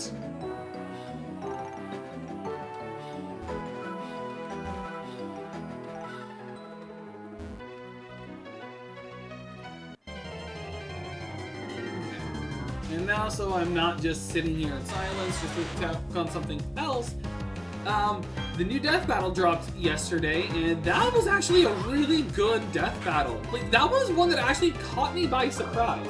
Mostly because I know nothing about I know, like, very little about Chainsaw Man, because I've just been watching the anime, and I haven't been reading the manga, but my god, is that manga just weird? Is that just a weird franchise? Like, it was Denji versus Itadori, and I was at first thinking, like, there's no way Denji can beat Itadori, and then I heard he tanked a sword made out of the state of Oregon, and I just said, Denji's dead. Itadori's dead. Itadori's just very dead. Like, he didn't just take it, he overpowered it. Like, someone took the state of Oregon, turned it into a sword, and whooshed him. And this guy, whose main ability is just chainsaws, overpowered it.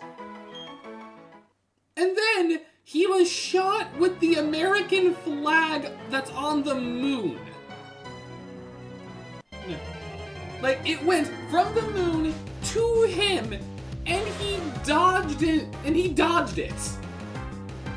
Like, that... But also, unlike the Gru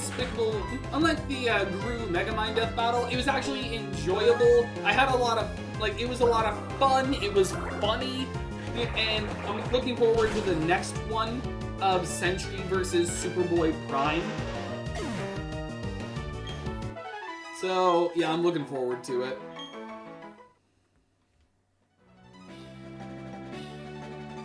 Okay.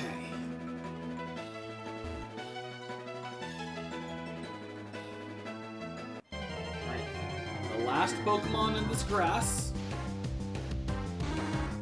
To be fair, his ability isn't just Chainsaw, it's blood. The chains are powered off of blood. Weird. I mean, all of Chainsaw Man is weird. You can't just say that off of that. Like, the whole thing is weird.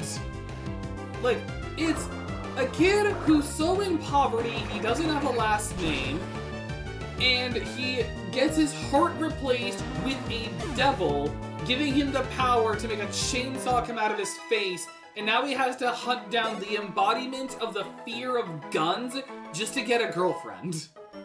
The whole of Chainsaw Man is just a weird storyline.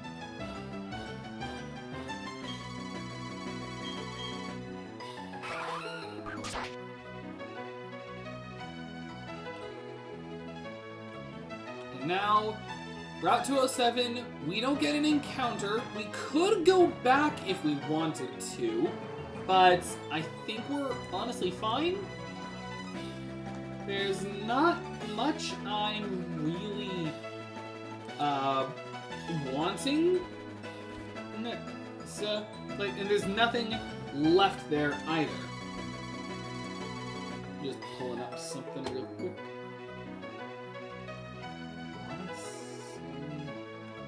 Yeah, let me double check something. Because I can actually check out what our next position is going to be. Like, we're going back to Mount Coronet, and then there. I just need to make sure there's something for Route 208. Just double checking on items, and no, there's nothing. Of course not.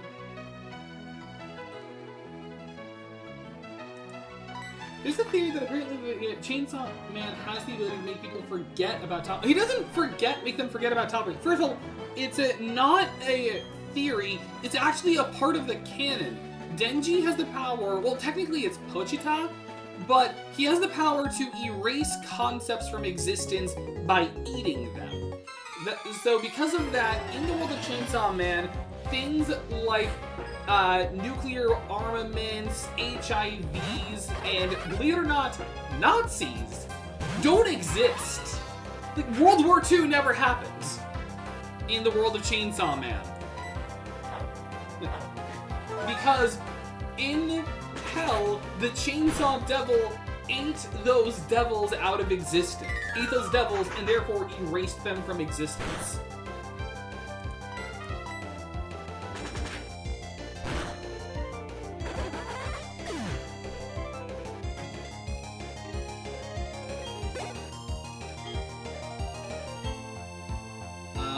Switch. I'm not gonna switch to Baden, because even though it'd be funny, I'm not risking it. It'd be funny, just Gyarados, Earthquake! But no, I'm not risking it for a joke. Although on the bright side, we finally have something for fire types.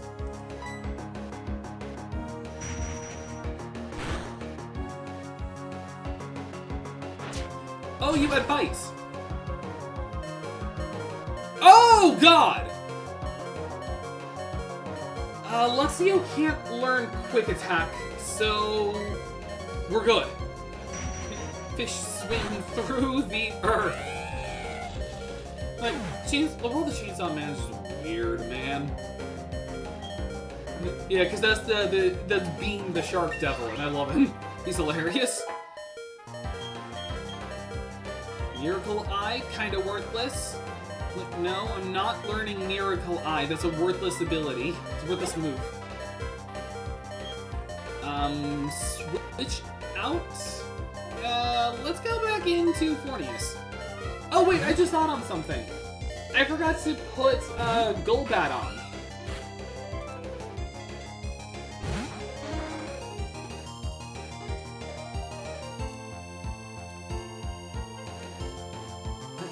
Actually, almost forgot about this. Let me just hit you with the Bubble Beam while I edit this on OBS.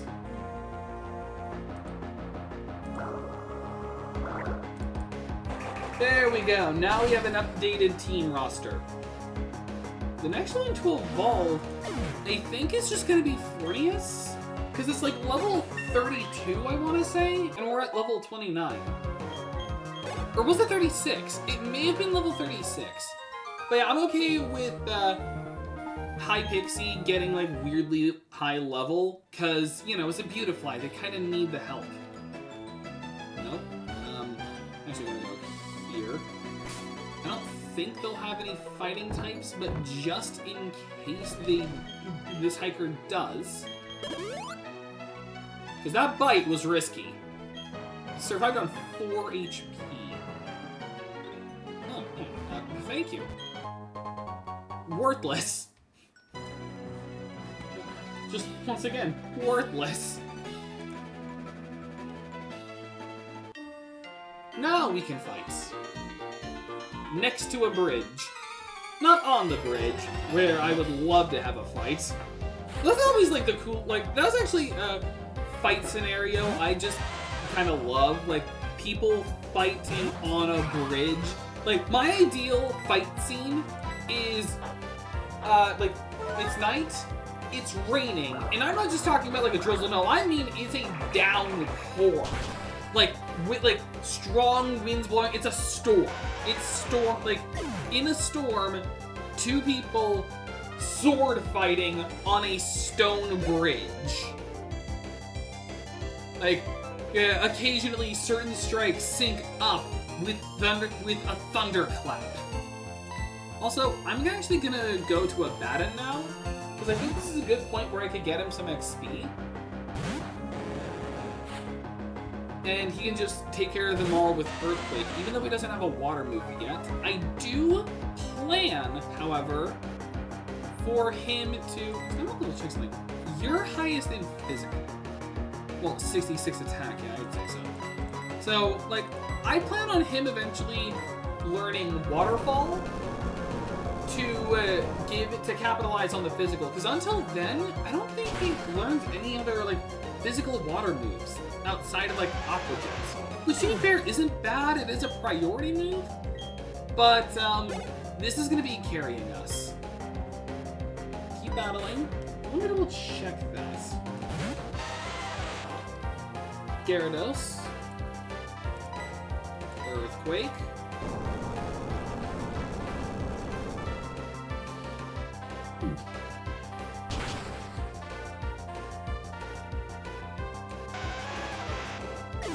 Oh no, Aqua Tail. At level 35, it'll learn Aqua Tail.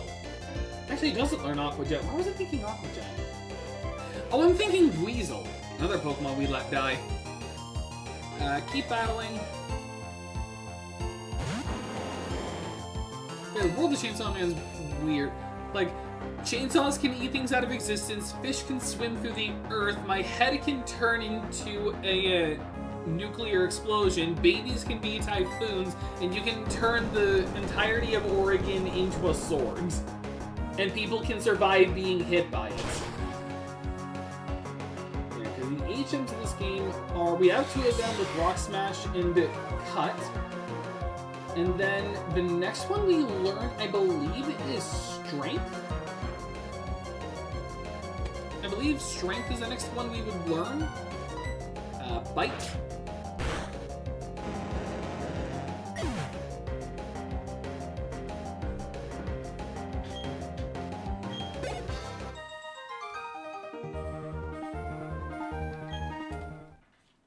Okay.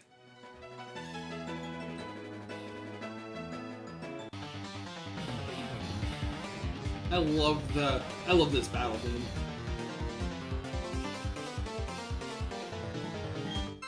It's all on a keyboard, but it's still awesome. Battle Girl Helen.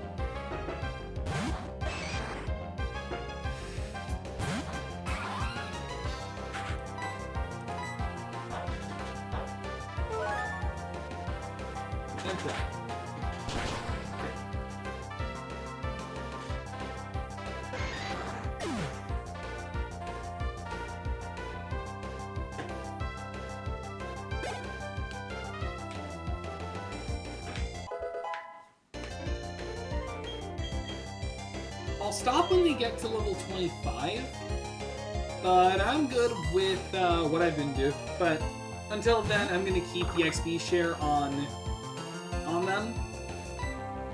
Until then.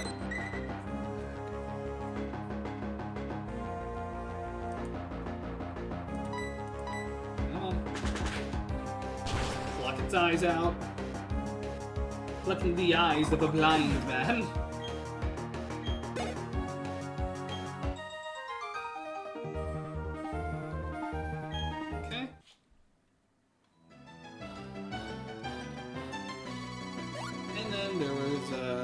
Trainers back this way I could have fought.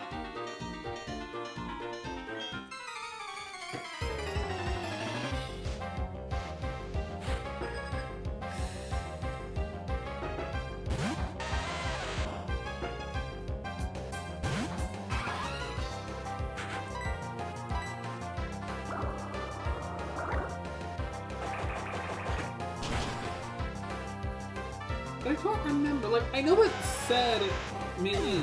Actually, I think the Hard Home Gym... Yeah, the Hard Home Gym is next. Okay, I've remembered it now. So Hard Home is next. Actually, no. It's more likely that they're going to have a rock move. But Hard Home is going to be next. So the next is the Ghost Gym, which we actually do have some coverage for. Because they do have a Haunter, which is like the one thing to worry about. But overall, we should be fine.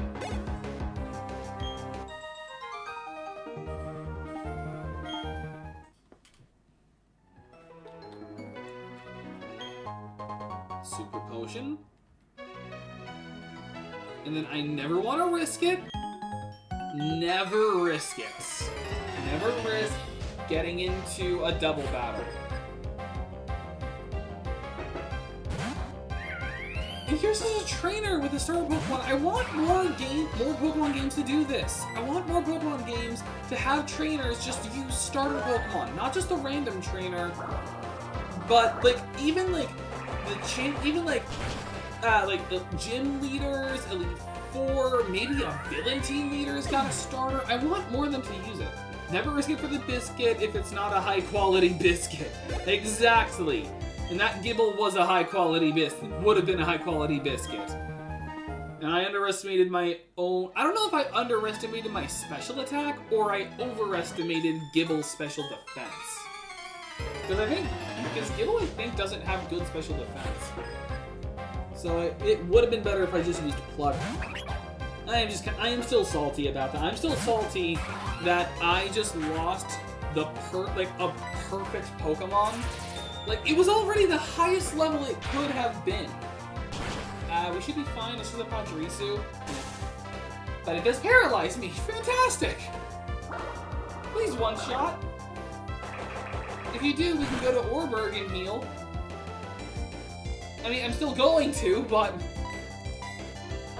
Okay, we get the Quick Claw. You better not paralyze. Okay, no. To be fine, like, you use the Quick Claw. You're fully paralyzed and can't move. But no, that's kind of nice. Like, the Quick Claw saved us. Okay, we can go to Orberg and heal. Now that we've killed Lauren. AKA the most pointless Pokemon, not pointless, the most pointless Power Rangers character in all of Power Rangers.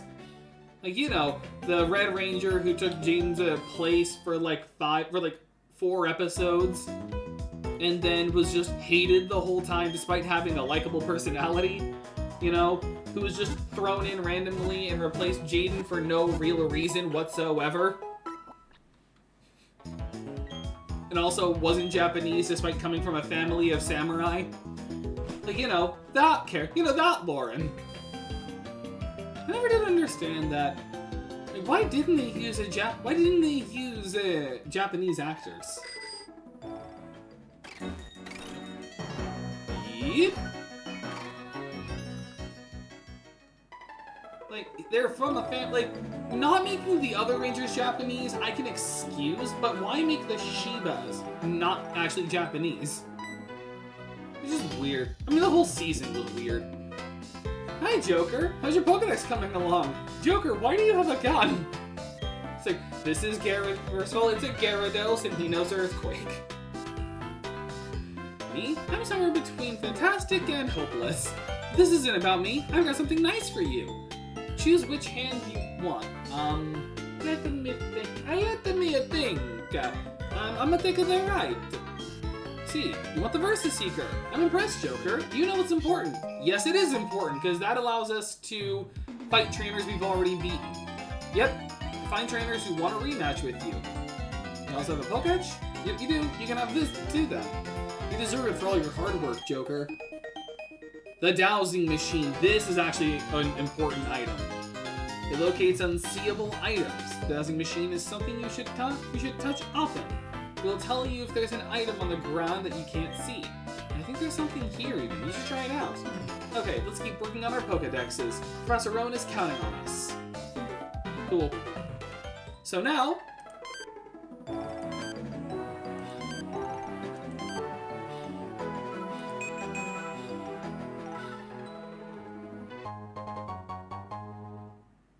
Great Ball.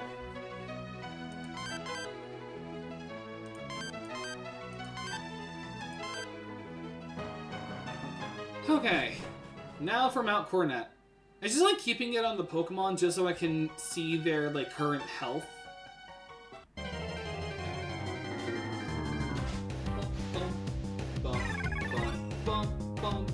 This is not an encounter.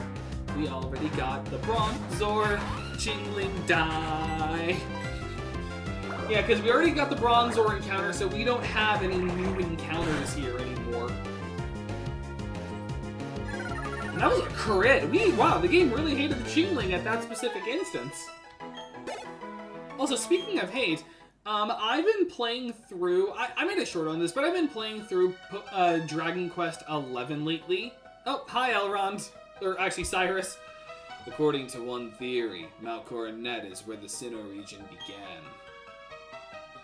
In a newly created world, a world where only time flowed and space expanded, there should have been no strife. But what became of that world? Because the human spirit is weak and incomplete, strife has appeared. This world is being ruined by it. I find this state of affairs to be deplorable. Excuse me. Well, that was weird. Let's move on. He's like, we just met the founder of Scientology, and now we're going back to breaking rocks. It's like if you were playing like Animal Crossing, and then all of a sudden it's like, wow, we found the works of Karl Marx. Like, it's such a total shift. You know, it's so random. Like, imagine you're playing Legend of Zelda, you know, you're taking out the Koblins, but not like Twilight Princess. No, you're playing like Wind Waker. Imagine you play Wind Waker, you open a chest, and then it's like, wow, the works of Sigmund Freud. Like, why? Like, it's so random. Like, you're just minding your own business. Like, just walking through a cave with a penguin, a lightning cat, a bat, a butterfly, a splinter, and whatever Gyarados is supposed to be. And then, like, la la la la la, I'm breaking boulders. The world is a cruel and harsh place. We have infinite potential and we could have led a peaceful life, but we are in a world of nothing but turmoil and war. Just like, I aim to reclaim it. It's like, this is Hypixie. It's a butterfly. Like, that's what it is. Like, it's so random. Anywho, Route 208.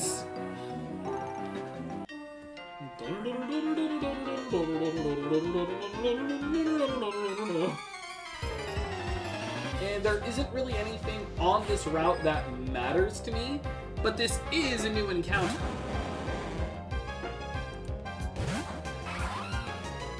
And what does our encounter table look like, you ask?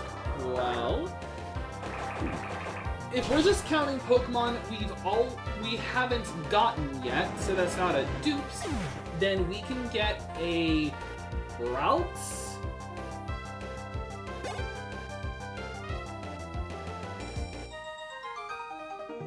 and that's it.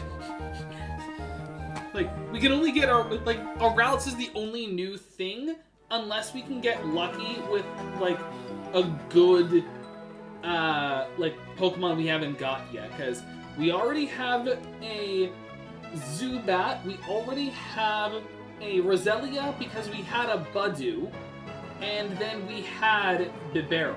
We had Bidoof, and then we had Bibarel, so we'd just be hunting down our Ralts. So, unfortunately, not much, but I mean, Ralts is a good Pokemon. It'd take a long time for us to even, like, get it to usable level, but honestly, if Strocia dies, they'd be a very good replacement. And then, although the real question in that case is, would we do a Gardevoir or a Gallade? Because you can get both, although I don't know when you can get a Dawnstone. Actually, that's the thing I just thought on. Because it evolves using a dump, because to get into a Gallade, it needs 2 requirements. First, it needs to be a male route, and second, we need a Dawnstone. Otherwise, it'll just level up to become a Gardevoir. Wants to learn Mega Drain, yes. Forget a move for Mega Drain just to give you another attacking move, because literally, High Pixie's only attacking move is just Gust. So I'm getting rid of Harden, because that's the most useless move on a Beautifly. Why do you want to raise its defense when a Flamethrower can one-shot it? Kyle is dead. And then we cannot Rock Climb yet, but we do have a Great Ball, which is nice.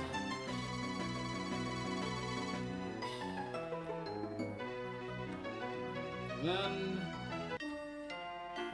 It's been a while. Hey, Godzilla, welcome to the stream. I've just been talking about how the only encounter we could really get on this route that's not dupes is just a route, which I would gladly waste time hunting. That is such a good Pokemon. Just fighting them, Malamo, good luck.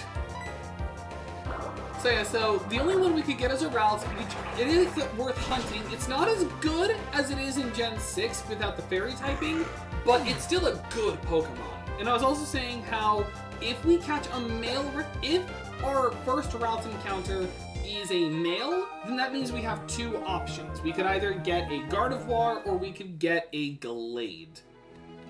And I was also trying to remember if we could even get a Gallade before post-game. Because I don't actually remember if the Dawnstone is available early enough. Okay, I'm actually going to, because you're a Aroma, that's a Floor Lady, I'm going to switch to Mothman.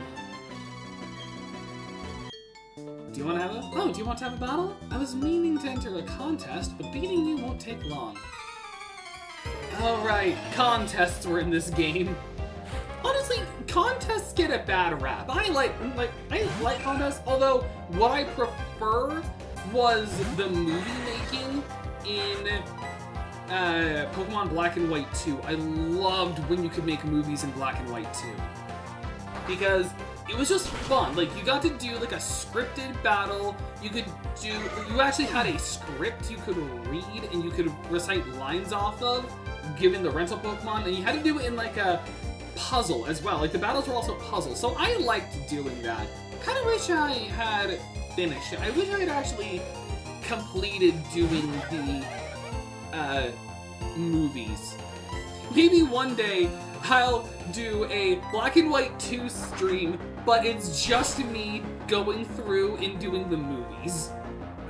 How do you know what game is good is if you remember the movies in the game. Exactly, like, not just the movie making, but the cutscenes. Like, if you can remember a good cutscene, if you can remember a cutscene in the game, then you know it was a good game. So, good for you, Mothman. You know, like, there are some cutscenes with, like, memorable... Like, there are some games with memorable cutscenes, but I liked the movie making. Nana Berry. Raspberry. For the most part, these are kind of worthless. Blueberries. Or wait, or wasn't Nana Berry, like, a berry for super effective moves? Pineapple Berry. Excuse me. Let me just double check that, because there are some berries that can be useful. Poffin ingredient, Poffin ingredient, Poffin ingredient, Poffin... Okay, worthless. They're all worthless. Never mind. But yeah, I liked the movies. Like, imagine one day I just do a stream that's a Black and White 2 stream, but instead of it being like a Nuzlocke or like a casual playthrough or a shiny hunting stream, instead it's just we're making movies, and then we're gonna see the movies made. Like, I'd probably have to wait on that until I'm like more popular, but imagine that. Like, stream is just labeled, I'm a movie star, and then that's the whole stream. Wait. Nope. I was almost dumb. Let's go Fornius. But let me double check that, because it's a Dawnstone.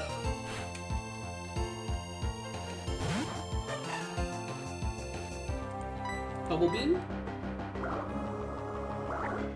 Okay, yeah, I was right. Like, that's the Gallade, but only when it's a male. It only works on male Gallade. And there's 2 places to get it. Route 212, Route 225, and Mount Coronet. Well, obviously we can't do Route 225 because that's in the battle, because that's the battle zone. Level 30. Architect William, magnificent. I'm a painter. Don't say a word, just take it. Hi, Odd Keystone, which we can't do anymore. Go to Route 209, go underground, listen to the stone pillar, talk to people underground. Okay, so for those who don't know Sinnoh like I do, what that was supposed to be was... Actually, I don't remember if I killed Pokemon beforehand or not. I'm just gonna run, because I'm gonna say, since I don't remember, we still have a chance for our encounter. Because I just remembered we haven't gotten our encounter yet.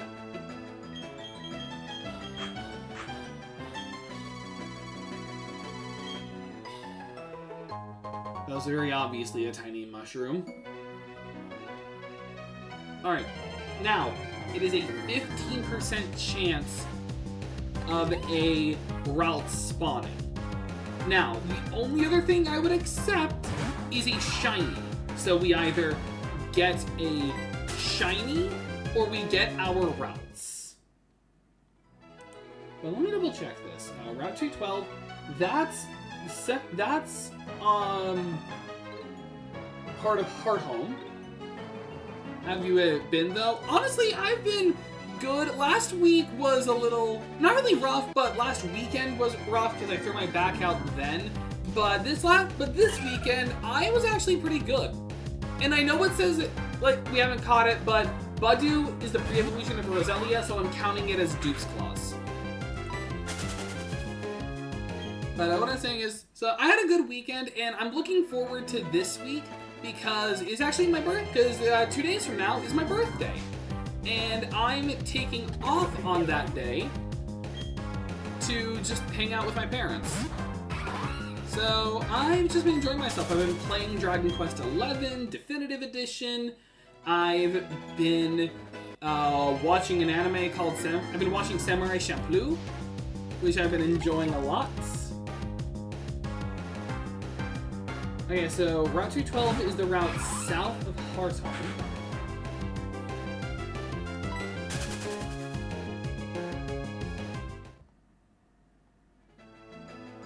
And then where in particular is the Dawnstone? Although it doesn't even matter if our route is the female, because you can't get a female Gallade.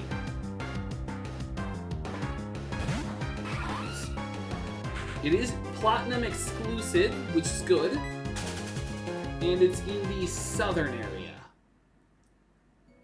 which is good to find. But again, this doesn't matter if it's not a male route. And as for which one I would get, honestly, I'm kind of leaning towards... I don't know. Like, should I do I may leave it to a vote on, like, if it's a male, then I'll make a vote on the channel of, do we get a Gardevoir or a Gallade? But if it's female, then obviously we're just stuck with Gardevoir, which is still a strong Pokemon, don't get me wrong. It's just not as strong as it would have been in, like, Gen 6 with the Fairy typing, where it gets an all-new offensive type with Moonblast and Dazzling Gleam, and also gets the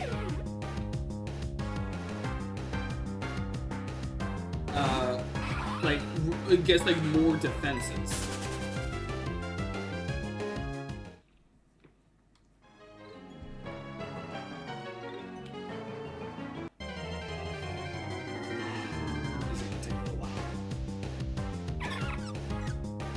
think I got my headphones here, although I don't want to go for that, so I'm going to get my earbuds from the other room, because it's like a 15% encounter rate, so it'll take a little while.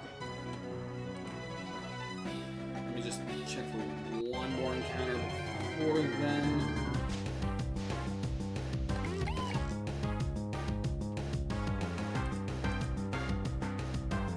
Because again, it is a 15% encounter. Like, I am going to go into the other room and get my earbuds and just watch a video.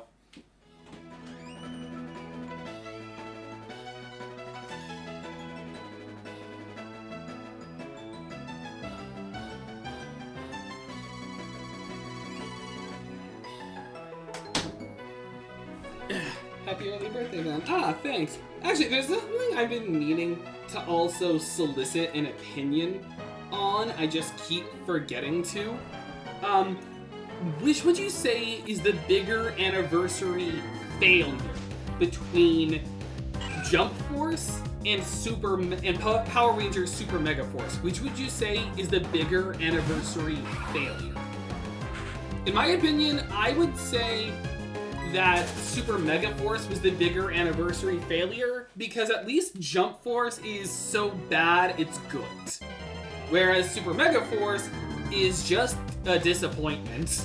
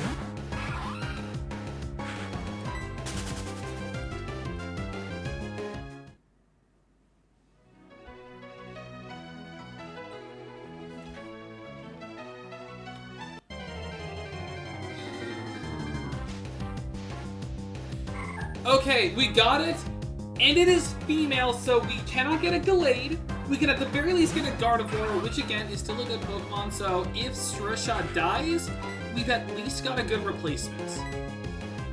Finally. Okay, I was right to do Rock Smash. What was Lucky Chance again? Oh. Okay. And I forgot to buy more Pokemon. 2, 3. Okay.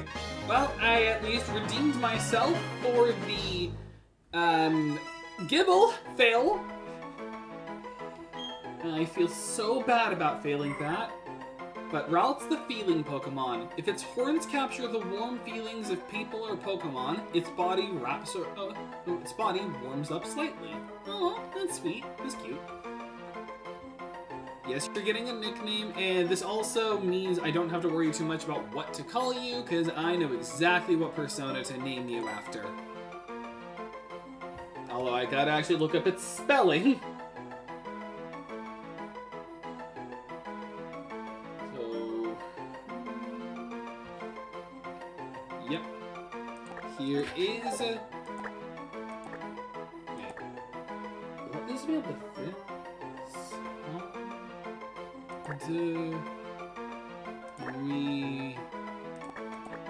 Perfect spacing! Welcome, Cendrillon! Now I kind of hope Sorosha dies so we can put Cendrillon on.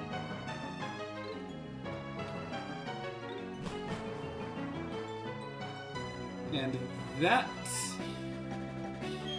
If you say Autumn City, I only say this. Pokemon contest. I'm going to enter my darling Pokemon in them. I'm gonna hope we don't have to encounter them, because honestly, they're kind of mid. They're kind of mid.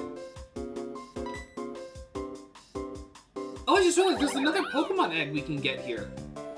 Oh, thank goodness that you happened to be there. If it weren't for you, who knows how far away my Baneri could have run. Baby Baneri, back into the Pokeball you go. I'm Kira. I'm a Pokemon contest judge. Be sure to drop by the contest hall so I can thank you properly. I never will.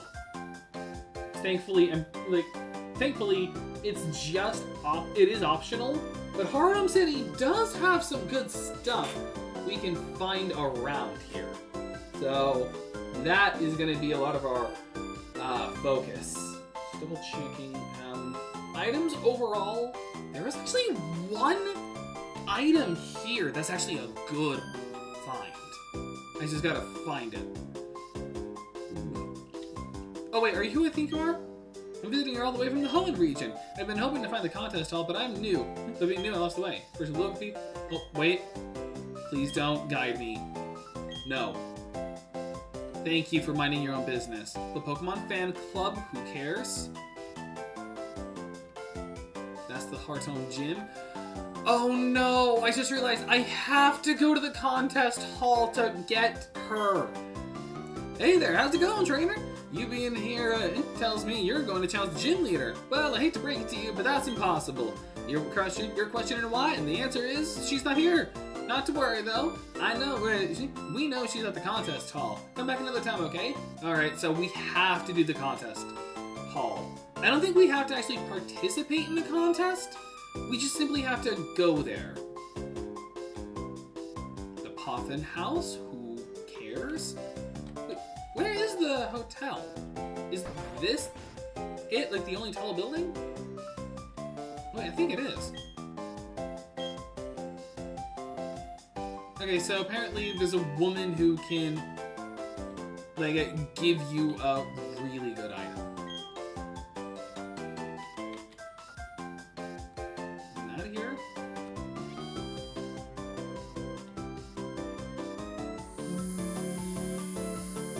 Apparently there's a woman that gives you an Eevee. Oh, that's right, Bebe or Beeb. I think it's Bebe, but yeah, Bebe gives you a free Eevee. So that's another encounter here. There's like 2 encounters we get just at Hearthome. Because there's the Eevee, and then there's a guy who gives you a Happiny egg. So does that mean I gotta make room for 2 Pokemon? I think I do. I mean, so I'm gonna have to do that temporarily, because obviously Hexlocke rules we can't just change party members out. But thank you for reminding me of that. But also, before we do that, do you want to see something funny? Here is the only known church in the world of Pokemon. Yes, the only known church to exist. Mind and matter.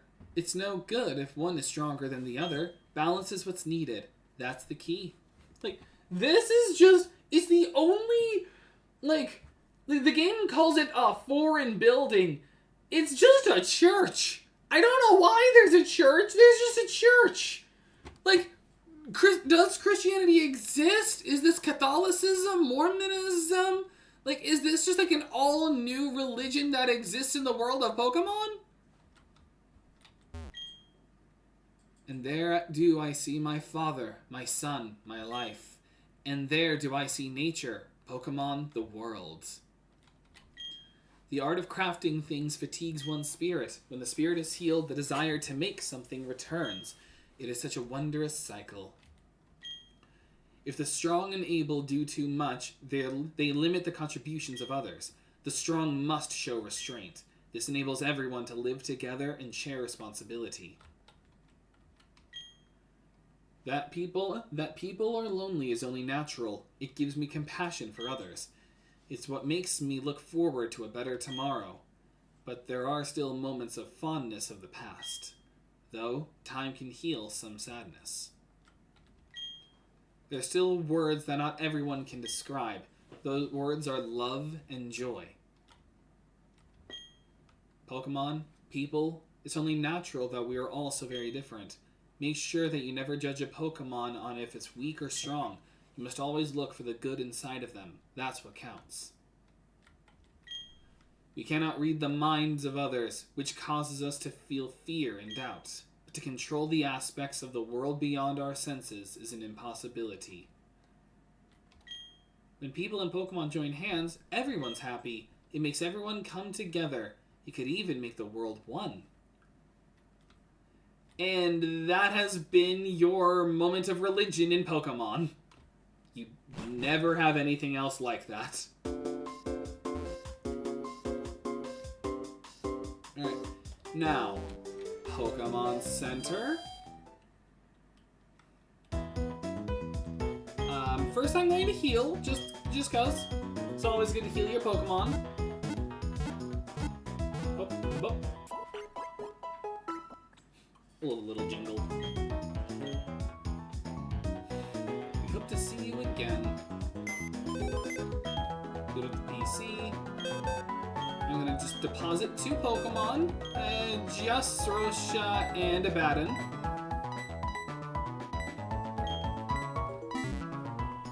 Alright, so again, there are 2 encounters we actually get here.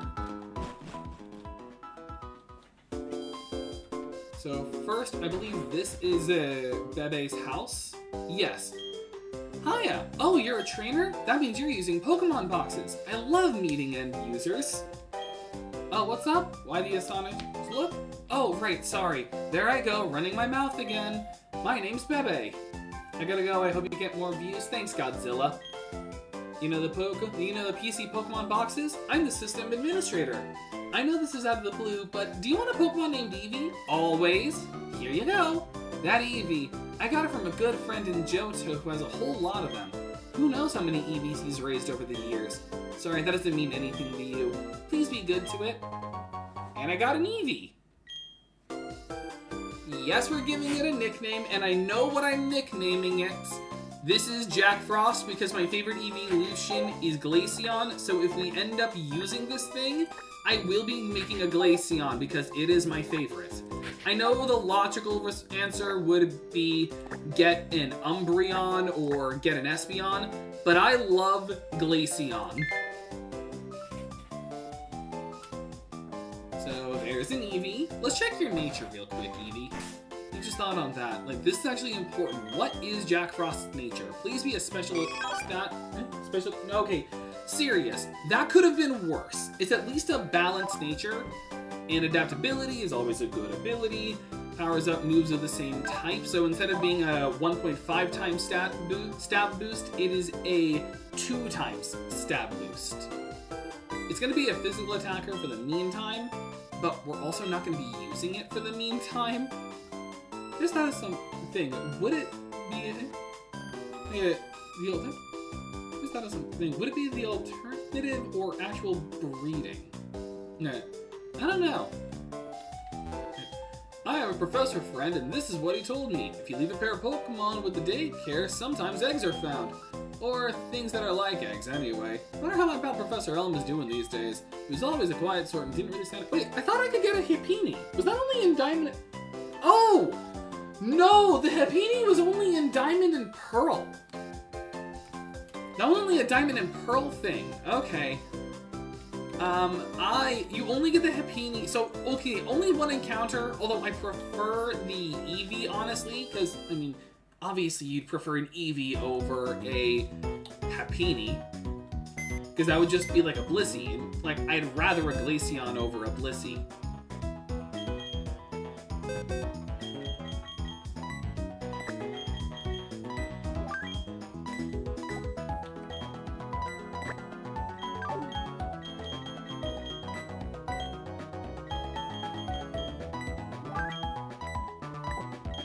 And then just to make this look even and neat. Oh, and also, like I said, I did get the Drifloon off camera. And I will be hatching this egg off camera. I already know what Pokemon it is. It's a Togepi, which actually will be useful. But we're not going to be actually, like, hatching it. So I've got the Shell Bell, which can be a very good item. And one I'm actually going to give someone. Specifically, I'm not going to keep the Quick Claw anymore. It was clutch one time, but there are better things. So, Fornius is going to have the Shell Bell, because this can heal when they take damage. And then leave it at that. And then, there is one other place we can go as kind of a thing. Amity Square. This is just a little, like, bonus area. This is a little bonus area. I know it's in Brilliant Diamond Shining Pearl, but I always liked this. Basically, depending on what, like, you can come here. In Amity Square, you may go for a stroll with a cute Pokemon. Okay, would you like to go to stroll with your Fornius? Like, would you like to go on a stroll with your demon? Like, please do enjoy your time together, just the two of you, okay? So this was just a cute little thing. It's a little park that you can explore with Pokemon on the side. They only count cute Pokemon, which are like smaller ones. And we got Secret Power, which is actually a really good, which can be a good TM in the right circumstances. But yeah, now we just have a Piplup, or a Prinplup with us. We got Attract. Pretty sure there was like one other TM here. Let me double check. POV, when you want to walk your dog, but the park attendant says that it's a violent creature. The Lord in question is the Lord of Dark Matter. It's like, why can't I take my Giratina with me on a walk? Like, sir, that is literally Satan in the world of Pokemon. Like, aw. Like, actually, here are the Pokemon that are permitted. What's allowed is different by game. So in Pokemon Platinum, you can only take your starter Pokemon, and you can only take a starter Pokemon, and then outside of that, it's a Psyduck, a Pachirisu, a Drifloon, which is questionable, a Baneri, a Happiny, a Chansey, a Pikachu, and when you enter the National Dex, a Jigglypuff, a Torchic, a Shroomish, and a Skitty. And if this was Brilliant Diamond and Shining Pearl, also you'd need to do the National Dex. You could add an Eevee and its evolutions. Which means that they allow... Like, first of all, that means that they don't find Trico and Mudkip cute, which I just find as abhorrent. Like, what's wrong with that? And second of all, that means they allow the child kidnapper into the park. When there was quite literally a child, like, well, okay, that's not a child, but regardless, like, a child could come here with a Pokemon, and then here's Drifloon, the child kidnapper. These ruins are from a long, long time ago. Oh wait, there's a child right up there. That child's going to die. Like, that child's gonna go missing. And as for the items we can get here, okay, yeah. Okay, those were the only TMs, but there are two more items here that are just really, really good to have. So, let me just let me just find this. Okay, there's like these rocks are like have a very interesting little mechanic to them. Basically, you go in one, and it teleports you. Why? We don't know. But there's a specific rock and path to take.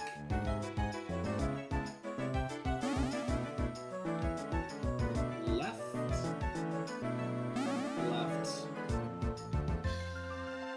Right. Is this the... No, okay, it was a different rock. Basically, there's a specific rock, and if you enter it and then go a specific route, you can get an item, and it's a good item.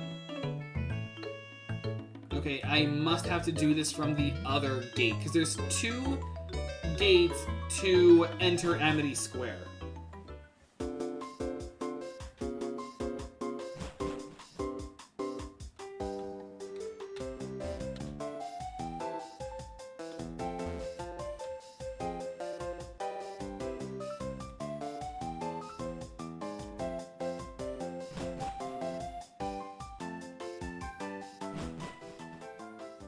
I don't know why they wouldn't give you both paths. You just don't. Let's go with Thornius.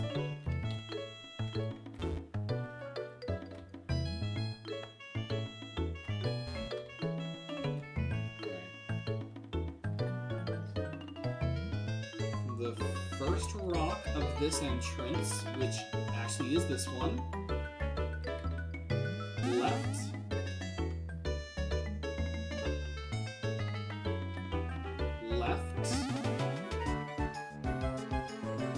Here. Hello, how do you do? I love this park. That's why I try to keep it neat and tidy. I don't mind the cleaning at all. I find all sorts of items doing so. It's quite fun, even exciting. Oh, I know. Do you know the item Black Pebble? I found some. Would you like it? Sure. I think that's like a decoration item. Yeah, that's in the fashion case. Perhaps I'll see you again tomorrow. So we go to the right. So just teleport away. And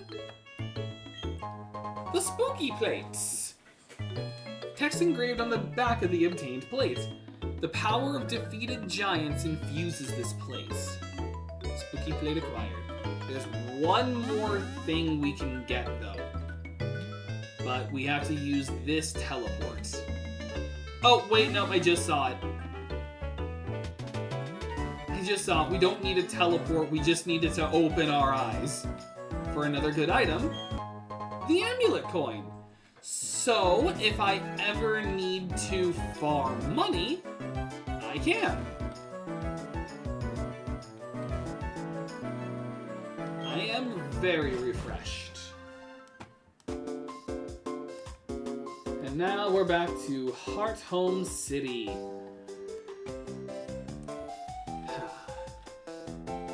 But it is funny with like Amity Square, like we only allow cute things. Why can't I bring my extra dimensional monster with me? As there's like a like ultra beast behind me. Like I want to take Blacephalon with me.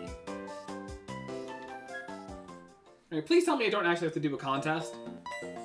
But we had to do this. Like, oh, my hero, Academia. Oh, hi, Joker.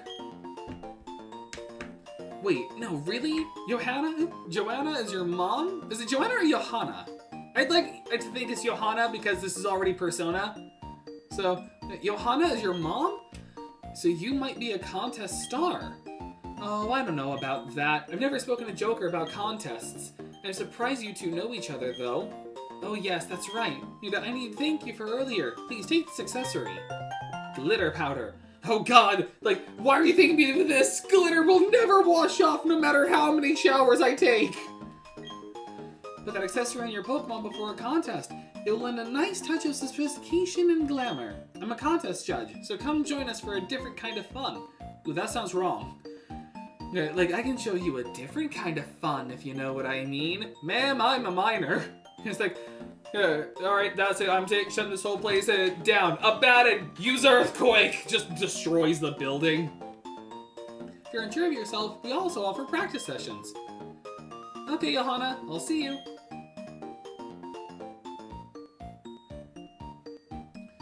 Were you surprised to see me, Joker?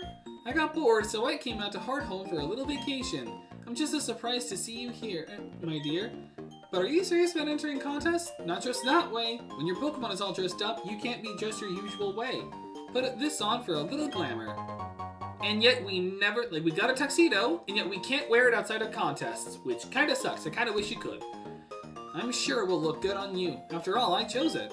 Go enjoy the contest, honey. Contest will give you a different look at the many charms of Pokemon. It should be an eye-opening experience for you. Bye now.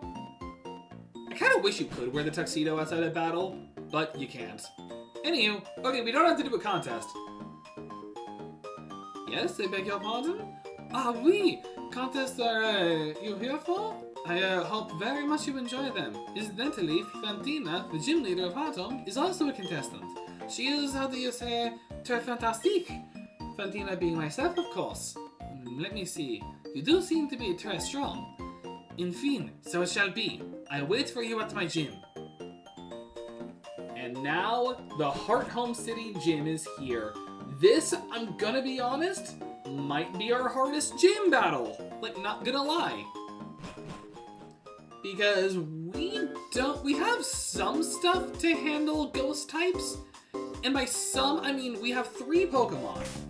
Because realistically, Mothman, Shisa, and Abaddon both know Bite.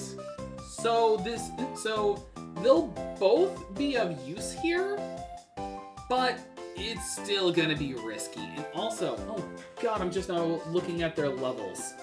Oh wait, that's the Diamond and Pearl levels. Never mind. Okay, it's easier. I forgot. One of the weirder things. What the heck?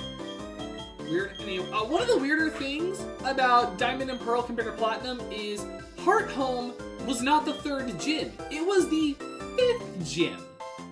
Like, you had to do Pastoria and you had to do Veilstone and Pastoria first, then you did Hearthome. But obviously, because this came before those 2 cities, this just made more sense to do. Excuse me. So, we're doing this. And, let me think. I don't think he needed a quick clock, because he's actually pretty fast. And then I don't have anything else that helps him. Obviously, I don't have a dragon move, so I can't use a Draco Plate, otherwise I would. So, I am going to give Abaddon the Amulet Coin, so that way I get more money when I fight.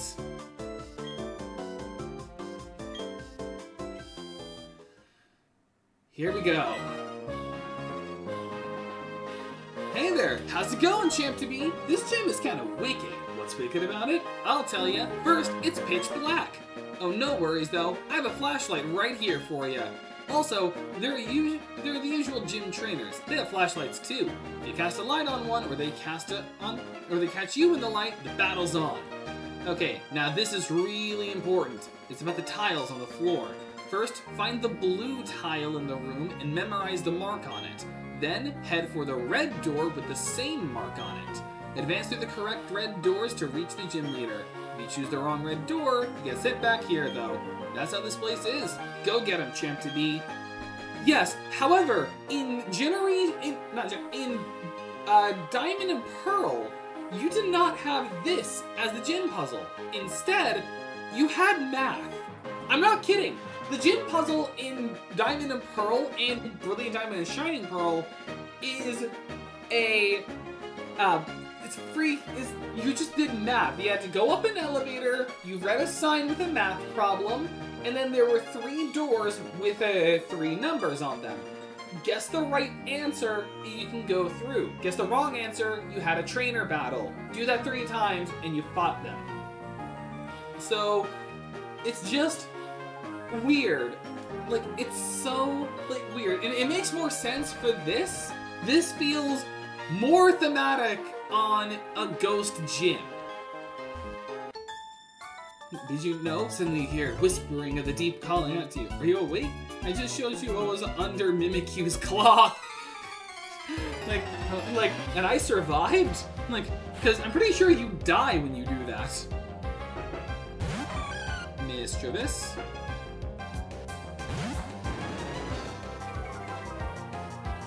Alright. This will be good training for Abaddon also. Bite.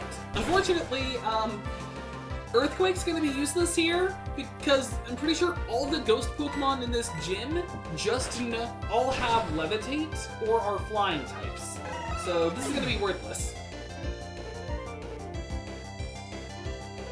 But again, this gym just made more sense. It also had more ghost elements, obviously, with the Dust Skulls. And that leads me to wonder, why did Brilliant Diamond and Shining Pearl not use the stuff from that game? Okay, so that's a triangle. I'm gonna fight all the trainers first, though, just to get him some XP. But again, I will always be confused. Why did Diamond and Pearl just go fully Diamond and Pearl and not go Platinum? Like, I really don't get it. Like, people prefer Pokemon Platinum, so why not just do Platinum? And what I mean by that is not just do Pokemon Platinum with Diamond and Pearl's name. Like, if you want to just bring back some of the weird stuff of Diamond and Pearl, that's fine. What I mean is, why not give us the Pokédex of Platinum with the new Pokemon added, and not do Diamond and Pearl, which the only fire Pokemon you could get outside of an Chimchar was a Ponyta. Keep battling. This is weird. I feel bad for Diamond and Pearl, because I feel bad for Brilliant Diamond, Shining Pearl, because we have been wanting Gen 5 remakes for the longest time, and what do we get when we fight them? Bubkiss. We get Bubkiss. We get, like, just Diamond and Pearl again. But again, like, we get Diamond and Pearl, but again, with a lot of glitches. And not everything from Diamond and Pearl.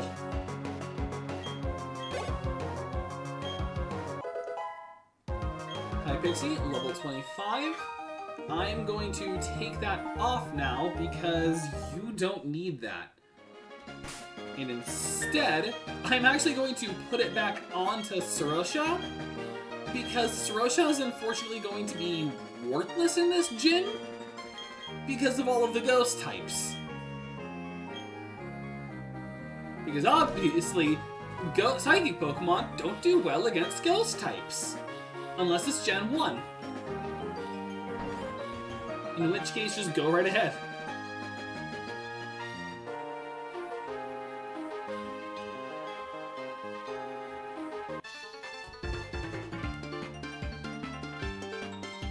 This room has the last trainers in it, so once again, just kill all the trainers here, and then we're good. Now, I didn't realize that the Happiny was Diamond and Pearl. It was just in Diamond and Pearl, and really Diamond and Shining Pearl, obviously. Although, fun fact, when it comes to that Eevee, in Diamond and Pearl, it's level 5 when you get it, compared to here when we got it at level 20. Also, oh god, that was strong. Turns out Tula showed you what was under the cloak and gives you a small bit of immortality just to show you. Ah, so daily life of the immortal king. He's just like, here, eat these crispy noodles. I love that anime.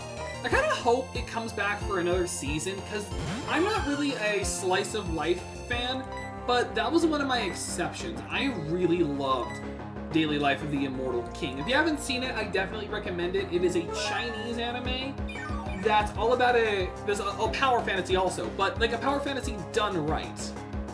And essentially, it's about a guy named Wan Ling who's the most powerful being in all creation. Like, there's literally a scene where he destroys the universe, recreates it, then destroys it again, and recreates it again. He literally destroyed and recreated the universe twice. Because he was losing a bit of control. So, that happened. But he wants to keep it on the down low because he can't properly control it yet. He also doesn't want to make too big of a deal out of it. He just wants to live a normal life, hanging out with friends, going to school, vacationing, and just eating his favorite food of crispy noodles. That's all he wants to do. And honestly, I love it just because it's so simple. He's the most powerful being in all creation, and he just wants to relax. He wants to be normal. He wants to have fun. Which is honestly something I feel like we all can relate to. You know? Like, we just want to relax. Oh, that was Aftermath. Actually, the Drifloon Icot has Aftermath. So, you know, worst case scenario, if I have to send him out against a physical attacker, I can. Keep battling. Against this child with 2 Drifloon. Oh no. Oh no, that poor kid. That poor kid's screwed. Also, considering Abaddon is like a serpent, I like to imagine I just grab him by the tail and I'm just whipping people with it, just blah blah blah blah blah blah blah blah. Like every time I hit him with it, it's just like a bite every time. Like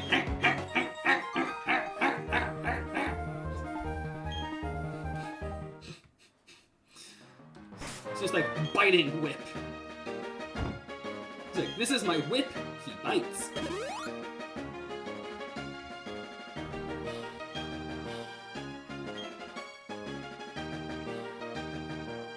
Okay, you were the one I already fought. It's a star, but there's also 2 other trainers for me to fight. Like, I just want to fight them so I can get more XP. What? Oh, I hit Alt! I was like, wait, why did it freeze? I hit Alt instead of X. Alan has a ghastly... have you ever, like, I'm just thinking on this, like, video I saw of, like, dubbed over animals, and this one gopher is just like, Alan!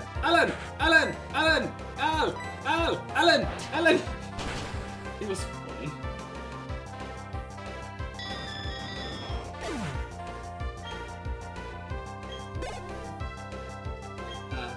Remember the days when you could Earthquake a Ghastly? And I remember when Pokemon brought that feature back in the future. It's like, because first, before abilities were introduced, the Ghastly line didn't have Levitate, so you could hit them with an Earthquake. And then they got Levitate, so you couldn't hit them with Earthquake. And then they decided, they have a chance. Like, you still can't do it to a Ghastly or a Haunter, but to a, say, Gengar, you can Earthquake that. You can Earthquake Gengar at the very least. Because we replaced its best ability with Cursed Body, which, you know, isn't that good of an ability. Also, that's Confuse Ray. I actually, I'm a little scared now. No. Okay. Shadow Ball. Oh. Don't hit too hard. Oh no. Don't hit yourself in confusion again. Okay, good. That is good. Did it not? Oh no. Okay, I have to switch to Fornius because otherwise I lose Abaddon. Because I can't just heal because it lowered my special defense. And it's faster than me. So I have to switch. Go into Fornius, hit it with a Pluck. That's worthless. You should have Confuse Rayed me. I don't know why you did. Is it just because I switched? That's worthless. Why would you mean look me? You're on 1 HP. It would have been safer for you to Confuse Ray. Anyway, I got healed 1 point of HP. It's usually more impressive.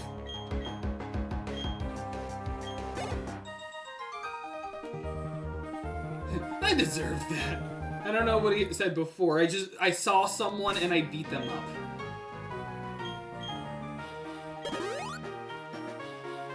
I go off of a see fight mentality. I see someone, I fight them.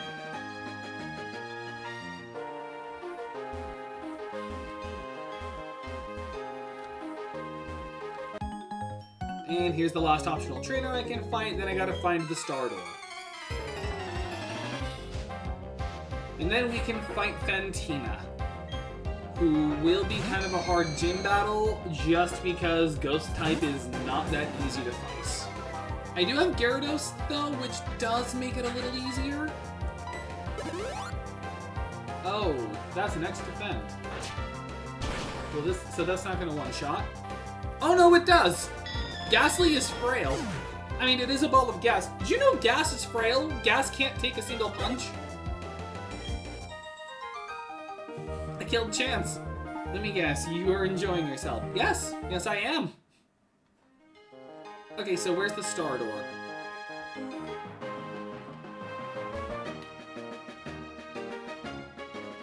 Oh, right here.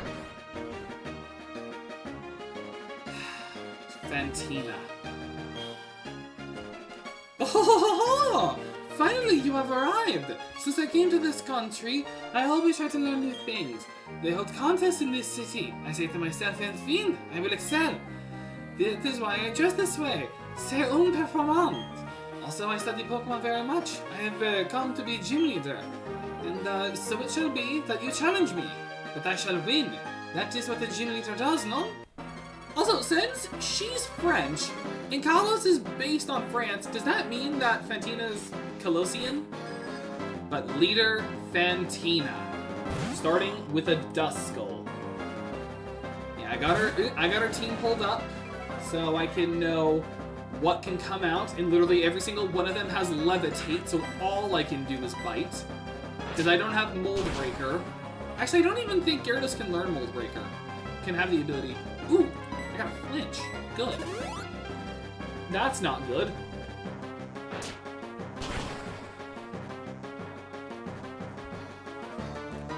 I only have 6 PP left. I would have had more, but I got spited. Duskull's down. Levels here are higher than I expected. Stroshock, level 24. Wants to learn Psybeam, absolutely. Absolutely get rid of Confusion for Psybeam.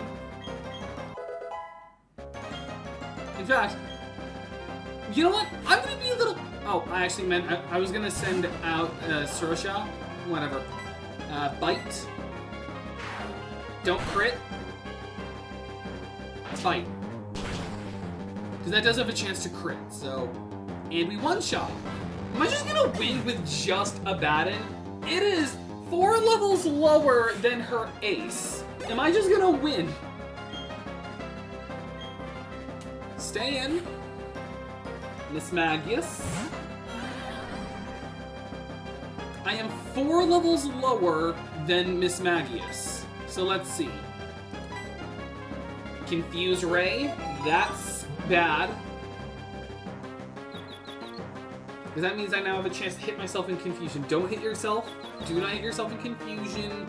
It hurt itself in Confusion. Now it'll use... Okay, it does use Shadow Ball. I should live. A Baton should be fine.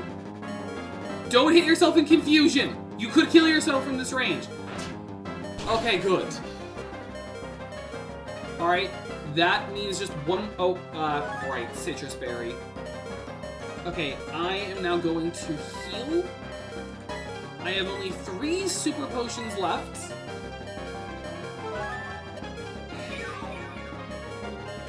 Don't lower my special defense, and I can stay in.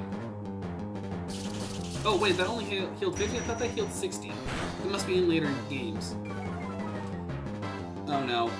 I actually can't stay in now. I have lowered special defense. And I didn't heal Fornius. 43 special defense, 31. It's actually better if I send in Mothman, but it's also not because they have Psybeam. So I have to go Shisa. There is a chance I lose Shisa here. So let's see. The Intimidate doesn't matter. They're a special attacker with only special moves. Shadow Ball.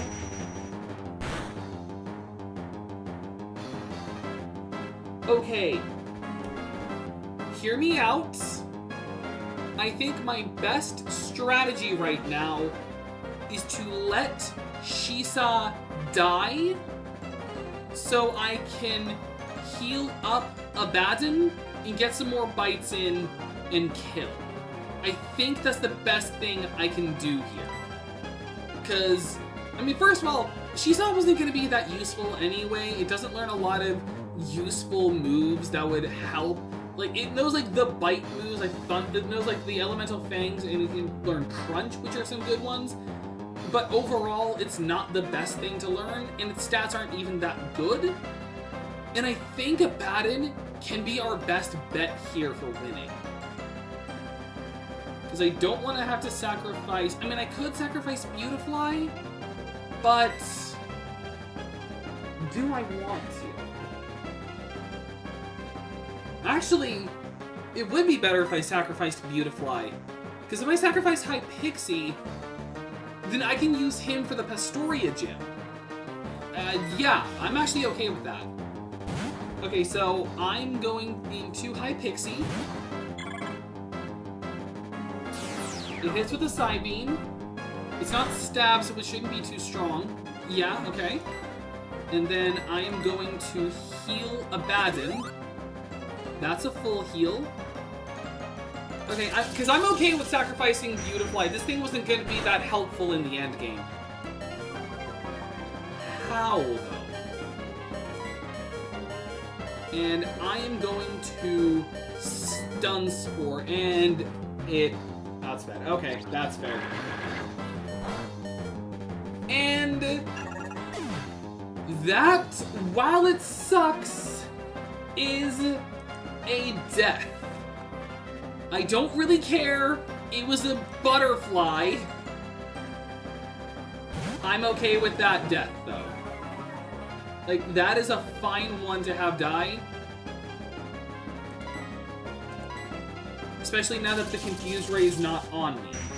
So that means that I only take that much damage, where they take that much damage.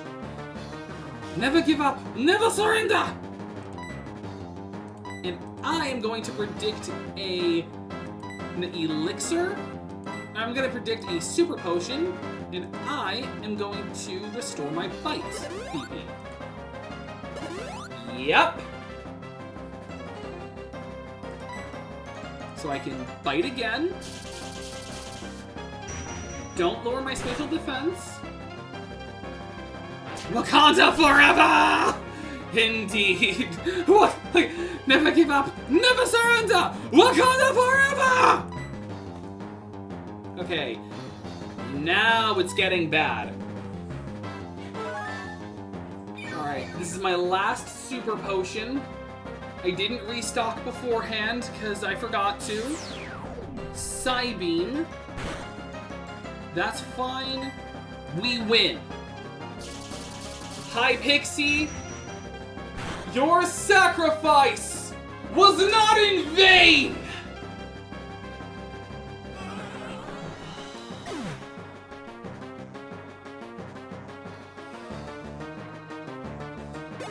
Ladies and gentlemen, boys and girls, we've defeated Fantina. You're so fantastically strong. And we got more money out of it. I am dumbfounded! So very, very strong. Your Pokemon, so strong. Your power is admirable. I shall honor it with this gym badge. The Relic Badge! That badge will let you use the hidden move Defog outside of battle. It is really only useful in like one place. Also, you can make use of this technical machine. That is what I think. TM65. This is a good TM. That TM65, it contains Shadow Claw. A very startling move it is. It hits a turn critical often. And that is the Ghost Gym done. And that is 3 badges down, 5 to go. And it only took losing 1 member of the party. So we are going to have to do a bit of a changing of the Mons, and I'm going to pick our replacement now so we can discuss this properly. So first things first, let's just give a little honor. So first of all, thank you so much, Abaddon and Shisaw, for your contributions in this fight. Between you soaking up a Shadow Ball for Abaddon, so I could decide to go into Beautifly instead, and Gyarados for carrying this whole fight. Don't worry, it's not Gyarados who died, it's just Hypixie who died. This one I'm not really that sad about because, out of curiosity on something, let me just check something real quick.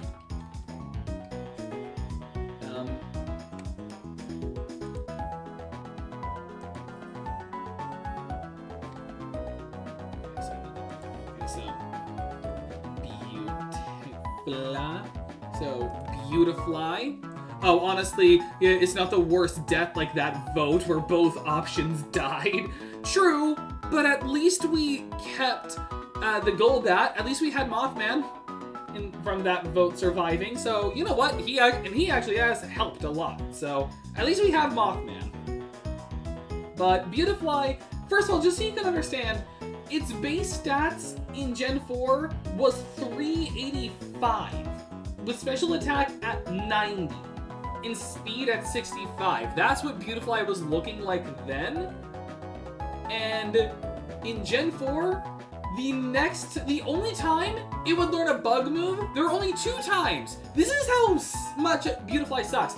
The only bug moves it can learn by level up are the Silver Wind at 34 and Bug Buzz at 41. So we would not have this until like Kanalave City, which is pathetic. And then we could have taught it Silver Wind as a TM, but that isn't, and that would have been in the next routes. But why would I? Like, obviously it'd be a good move, but like, there are many better Pokemon I'd rather have than a Beautifly. So, Beautifly, we're putting you in the death box. Yeah, this isn't as bad as when we lost Oni and Stone Scone, or Pixie and Maria. I don't care. This was a this was a worthy sacrifice to keep both a Pokemon for the Water Gym alive and Gyarados alive. So as for the Pokemon we have now, we have Slime the Shellos, Narcissus the Budew, Psyduck the Kelpie the Psyduck, Arahabaki the Bronzor, Hanuman the Metatite, Ganesha the Shieldon, McCoy the Drifloon, this egg that's actually a Togepi, Rangda the Gligar, Cassandrion the Ralts, and Jack Frost the Eevee. If we really look at our team currently, you can kind of tell good answers. So, first of all, I'm not taking Shellos because we already have 2 water types and I'm not going to put a third. Second, so that's also why I'm not taking Metatite. Or I'm not taking Kelpie. Second, I don't want to have 2 Psychic types on the team because I don't like having overlapping typing. So I'm not taking Arahabaki, Metatite, or Ralts. And finally, I'm not taking Gligar or Drifloon because I don't want another flying type. So that leaves our options as Budew, who is very behind, Shieldon, who isn't as badly behind, and the Egg, who will be very behind, and Eevee, who's not too far behind, but we also won't be evolving for the longest time. So, with that being exactly 4, I might leave this to another vote, and then I'll just end this. So I'll just end the stream here, leave it to a vote, and then grind the party until we can get to a better level, because that highest level was 26. And I also didn't expect us to, although actually, I just thought I was like, I actually have enough time that I could continue the stream. So, let's decide this now. Do we take Eevee, the Egg, Budew, or Shieldon? I'll leave this as chat's decision, because I feel like they're all good picks, because we can get a poison, because I know that, because Budew would be a second poison type, but take the shield as, alright. We have our shield, Ganesha! And also, like, we didn't teach any good moves to Beautifly, so this is really fine. Like, the only real, we taught it Mega Drain and Gusts. Those were its only good attacking moves. And then the one time we tried to use Spore, it didn't even work. So,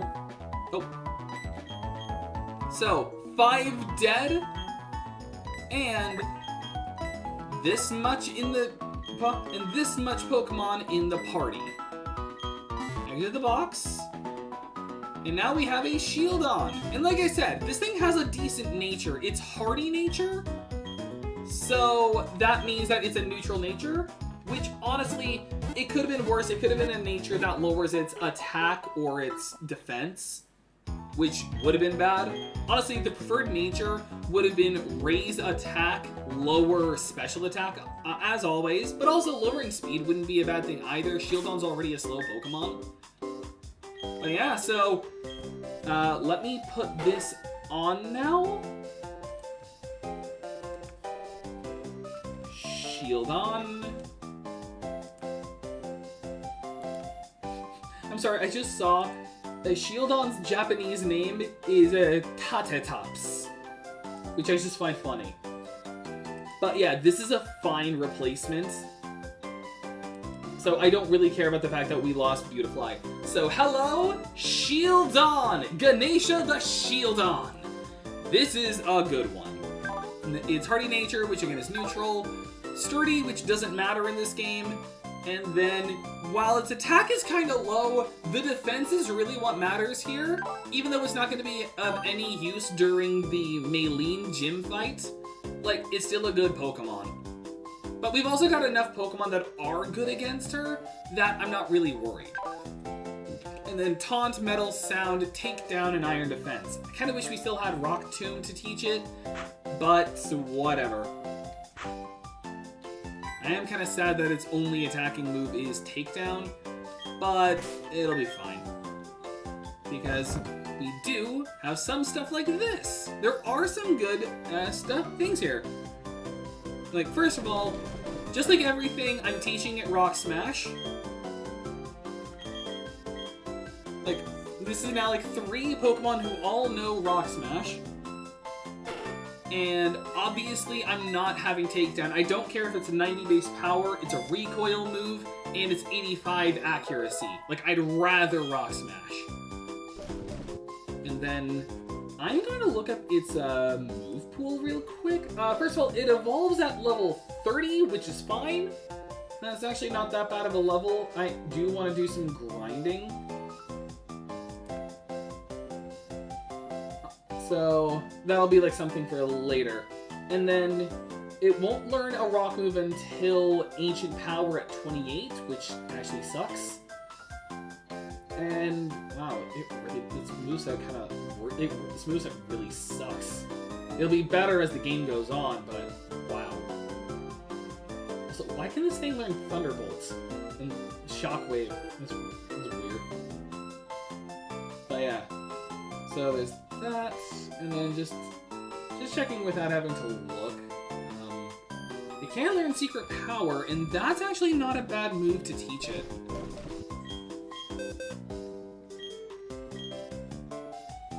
I mean, obviously, everyone can, but I'm going to teach it to Ganesha because they really need an attacking move. And I'm going to get rid of Metal Sound because that's kind of worthless. Like, Taunt has more uses out of it. Secret Power. And then I'm going to see... I still don't think anyone can learn Thief. I don't think anyone can learn Thief, but who can learn Shadow Claw?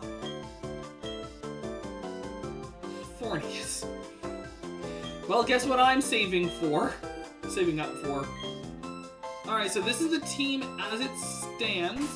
I'm going to take the XP share off of Surosha to give to Ganesha, because they actually do desperately need it.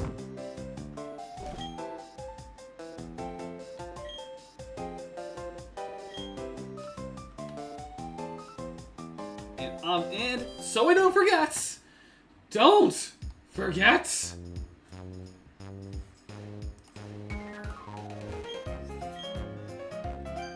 potions! And we have a lot of money to burn, so I'm gonna get 20 of them. Plus some Great Balls. And now, let's sell some stuff. I don't know if there is someone who will buy the tiny mushrooms, but I am going to sell the things that don't matter. So I'm going to sell the upgrade because I'm never going to get a Porygon.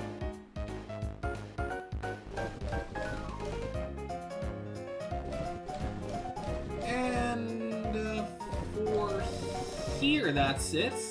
And then sell my revive because this is going to be worthless.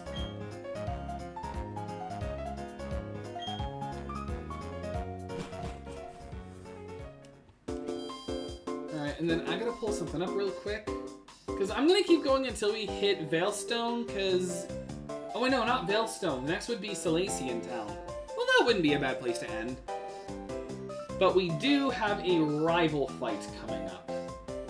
So I am... And an encounter coming up. So I have to get ready for that.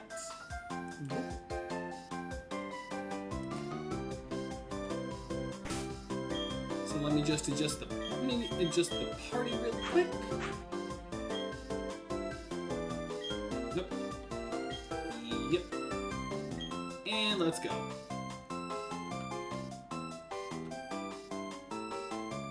This path that was blocked to me, I can now go to. Hello, Barry. Or actually, Akechi. Ta-da! Kept me waiting again, Joker. Let's see how much tougher you and I have gotten, right here and now. Hey, you're a trainer now. You're expected to be ready for a battle. No whining, no waiting. Let's get the show started.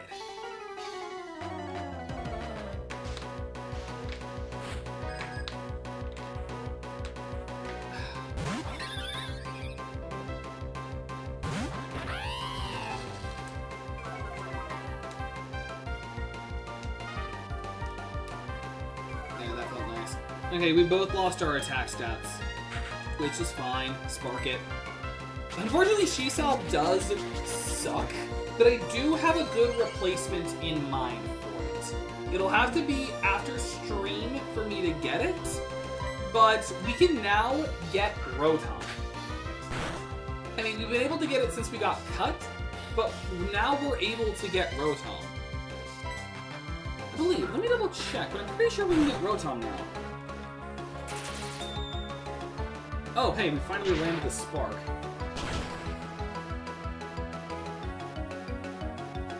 Locations. Yep, the old Chateau. There's only one of them, and it doesn't have to be night. Which is just fantastic. That'll have to be something I do off camera, and the old Chateau is actually 2 encounters because the Rotom is a static encounter, and so that means that I can get both an encounter in the Chateau itself, and I can get an encounter in the... Then I can also get the Rotom encounter, which I actually would prefer over Shisa. So once we get that, I'm gonna treat Shisa as expendable because Rotom is just a little bit better, and I also prefer it because I just love Rotom. It's like one of my favorite Pokemon.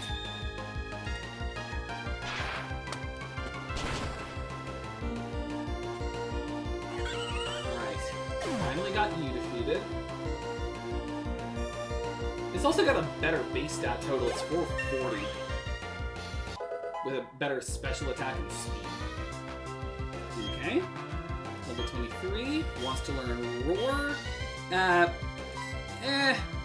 Oh, wait, no, I didn't want to learn Roar. Because, honestly, this isn't that good. All it does is just replace whatever Pokemon's out. So... Oh, no, okay. Keep old moves. Give up on Roar, because that's not that good of a move in a Nuzlocke. If it's a Weasel, nothing that's really gonna scare me, so stay in.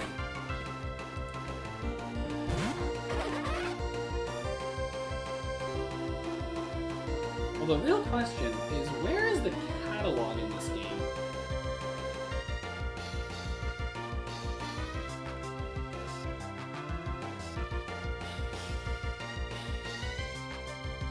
Or is there even a Rotom catalog, or is there just a Rotom room? Because it's different, because some games give you just the catalog, and others will give you a room to change its form in. Oh, it is in Platinum. Where, though?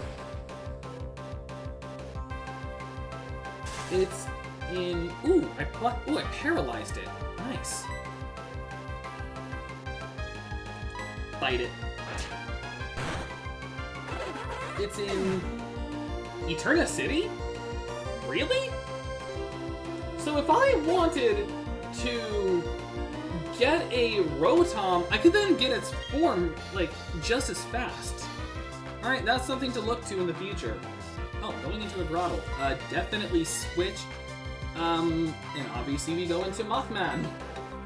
Mothman, you have a large mouth, I said, Mothman. You evolve with friendship, I gave you a bell that will raise it even further, so it's easy. Then I can get a Crobat. Like, I failed that YMCA joke badly. Oh, you're gonna withdraw, is ya? Ain't ya? You gonna do that, eh? Well, how about a confuse ray? How about I confuse a fool? How about I confuse the sucker? Like I did with Gardenia's Turtwig.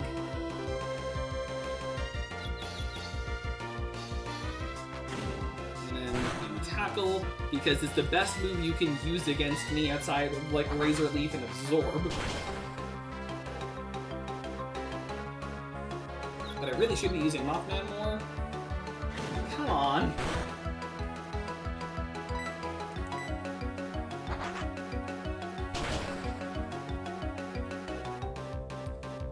Can you hit yourself in confusion, please? Just make it... Nope. You're not gonna make, like, a worthwhile payoff for me using Confuse Ray? No? Okay. Just...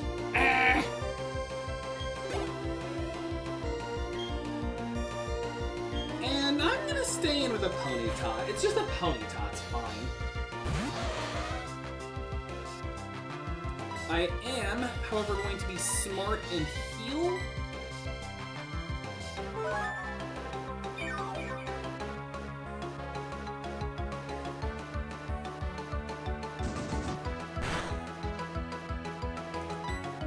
And then wing attack. Once again, like first Grottle used withdraw, now you're gonna use wing attack to make it harder to kill you. Not harder, it's gonna take longer to kill you. At least you have Tail Whip that makes it a little more scary.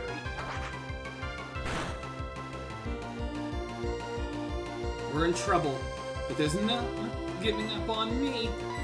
You're dead. You're going to die. And I will be your executioner.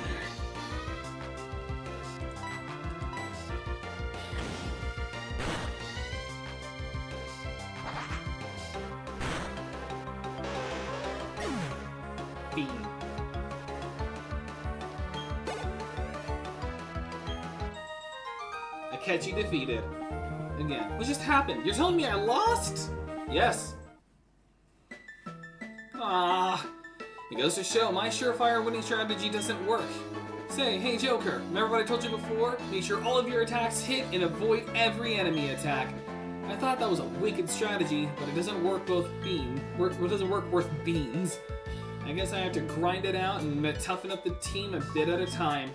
Anyway, I'm off to Salacian Town. See you, Joker. You'll be shocked by my growth the next time we meet. Which won't be for a while. We won't be having a rival battle with him for a while. Like, not until Canalave City, if I recall. Because there isn't one with Pastoria. Unless, was there? Was there a Pastoria fight? I don't remember.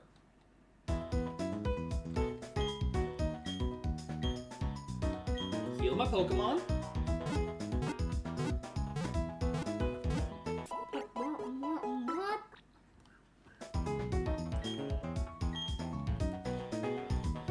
hope to see you again. And then always back to Fornius. And let's leave. And I'm gonna let this go a little bit just because it's not that long till Silesian Town. And the route's not that big, so it's not that bad. But I am going to use the bathroom, so until then, enjoy the route theme.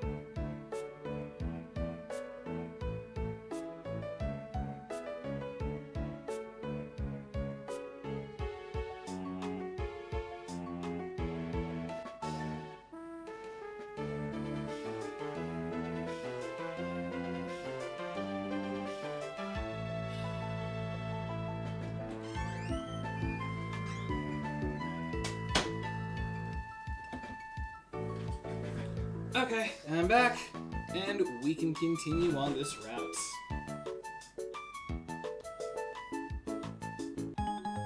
With an immediate trainer battle. Let me see how much you've raised your Pokemon. Let me beat your Pokemon to submission, see if you're a good pet owner or not. This is also going to be a place for encounters, which is good. And I can get some other good stuff here as well. That'll be useful for other encounters. Basically, there's some good stuff we can get out of this. Stuff I may do off camera, but we can get some stuff.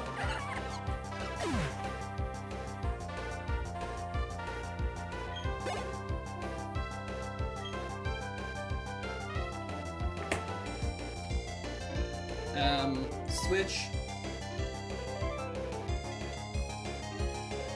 His Pokemon are all level 20, so it's safe. It's safe to use Corneus.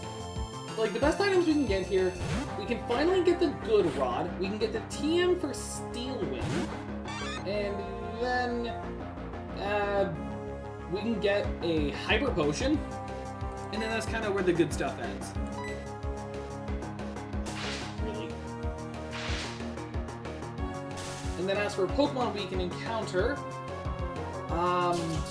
when it comes to new Pokemon we haven't encountered yet. Wait, is it? Am I right?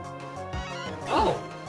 There aren't any new Pokemon we can encounter that aren't at night. Well, that's not true. There's Chansey, but this is a 5% encounter. Do you really expect me to grind for a Chansey? Like, who's grinding to catch a Chansey for a Nuzlocke? It's a 5% encounter rate. I'd rather just get the encounter off camera and which means I would be getting a Duskull. That's it, but I'd rather that, even though it would just be a trait evolution. I mean, I wouldn't actually be getting anything for the longest time. Oh no, it copied my secret power.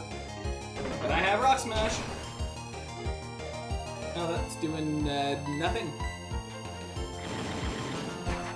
should have cured the paralysis, because you can't use Thunder Wave.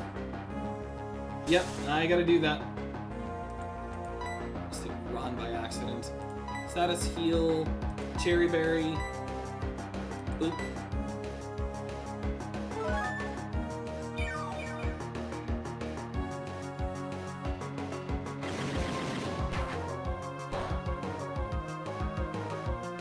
It's just flail. That's not gonna hurt for the longest time. How much will Secret Power do? Less.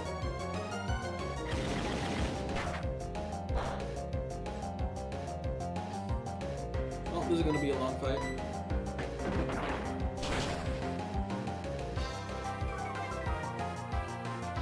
So yeah, so I'm not gonna get my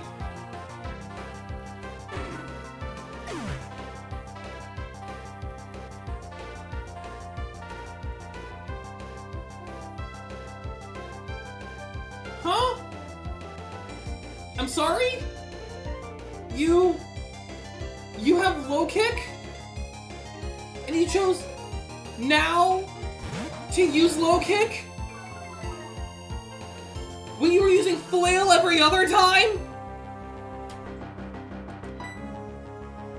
You deserve this earthquake.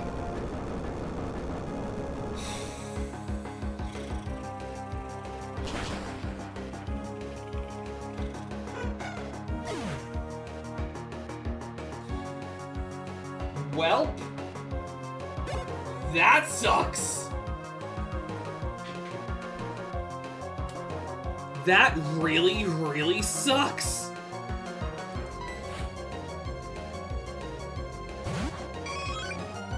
To a random breeder. Why were you using flail the whole time? Why weren't you using low kick?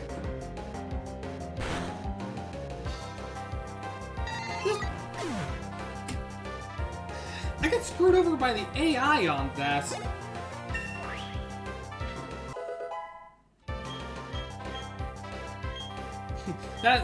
You want to learn Dragon Rage? I feel Dragon Rageful. Anyway, yes. Like, just so I can have another attacking move that's not just, like, Earthquake, Bite, and Rock Smash. I'll take Dragon Rage, which is how I feel right now. I feel a bit Dragon Rageful. Well, you died just like with Oni and Stone Scone, you died the same stream you debuted in. And just like Stone Scone, you died for the dumbest reason. And we lost Secret Power also. Do you know how good Secret Power is? Its ability, like, its effects changes depending on what terrain you're in. Like, that can be a really good one. Oh, wait, I just remembered. I gotta take the item off. The Curse of the Stupid? Yes, indeed. And now, I need a Pokemon to put in its place. But first, we need... Well, actually, I can do it now, so... So my previous choices before were Budew, Jack Frost, and the Egg, and honestly, I want it to be Jack Frost, so I can have, something, it can be, like, adaptability will help with its normal typing, even though I won't be evolving it for a long time, it's still a good Pokemon to have. So, goodbye, Eevee. Or not goodbye. So, goodbye, Ganesha. You existed for one stream and technically one short. 6 deads in the PC. All for stupid reasons. On the bright side, at least I do like Eevee. POV, when a creature has absolute adaptation, so you don't have to touch them for them to adapt. Indeed. I'm just a little upset right now. But at least Eevee can be useful in the future. And also, we can teach it Shadow Claw. I actually do know for a fact it can learn Shadow Claw. Oh, it must just be an evolution that learns Shadow Claw. Okay. Well, I'm thinking Shadow Ball it learns. Wait, what was Eevee's moveset again? I actually don't know what moves Eevee has currently. Like, Serious Nature is fine. Tackle, Helping Hand, Sand Attack, and Growl. I am going to teach it Cut. I think you can learn Thief. Wait, you can't learn Cut. Can you at least learn Thief? Can you learn any TMs I have? Seriously? Fine. You're just gonna be on the back pedal until we go to Snow Point City. At which point, you will become a Glaceon because I just really want I just really like Glaceon. So we're just gonna have an Eevee for a long time. That kinda sucks, though. Like, we just lost that Shieldon, and that could have been good in the future. Was there any items I cared about on this route? Oh, that's right. No, there wasn't. Outside of a Hyper Potion. So... I'm not going into the grass, so let's just fight other trainers. Well, actually, first, you're not a trainer, but I do get a good rod, which can be more encounters in the future. Actually, I just thought on something. Hang on. The good rod encounters are Magikarp and a Goldie. Yeah, I'd rather have a Dusclops. At least Dusclops is actually a fairly decent Pokemon. So I'd rather just get that off camera.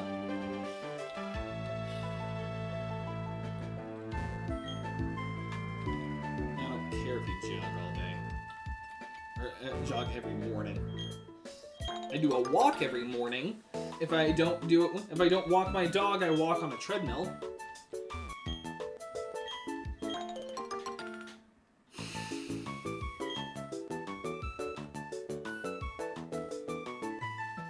Alright. So I'm not going to be getting any encounters in this route. So, it's kind of... It makes me salty, but I'm not as upset as with Oni dying. Oni was very upsetting, but I wasn't as upset. And then because they're twins, you always have to fight them. We're tough because we battle together. We're gonna crunch and munch you all up. We're gonna rip your spine out. Twins Emma and Lil.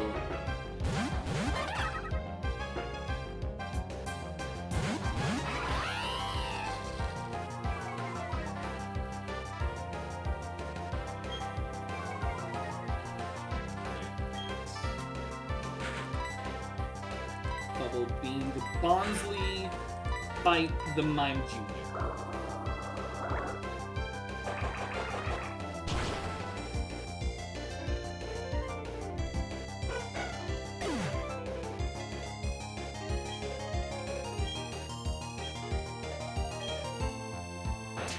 They're not getting a lot. Honestly, Jack Frost needs that XP share.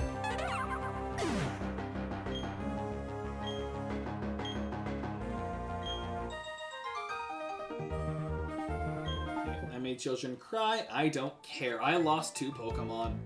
And I only cared about one of them dying. Hi, I'm a Pokemon! It's always so random. You walk up to the Pikachu. Hi, I'm the Pokemon! No, you're a human child!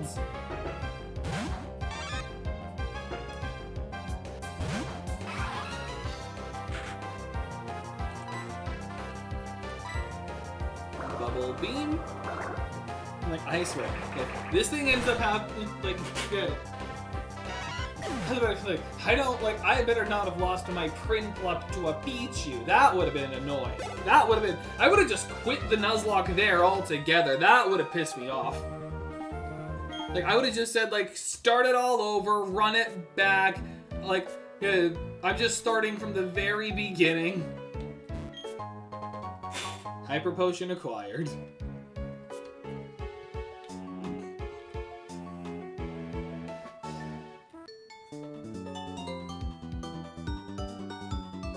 Please, let me battle the Pokemon you've raised.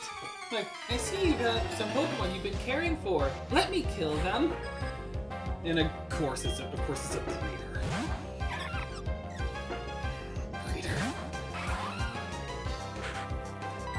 I hate these things.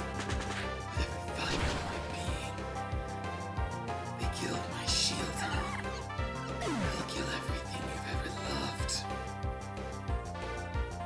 And that was a little second of demon time. I just had to get that out of my system. What's next? A Cleffa? Yeah, sure. I'll switch. I'll switch into still Mothman because I want to evolve this. Because I'd like a Golbat. I'd like a Crobat as soon as possible. Because that can just be a good Pokemon.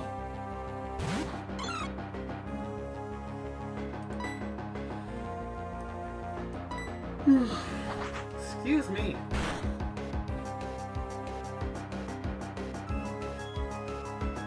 And that's a confusion.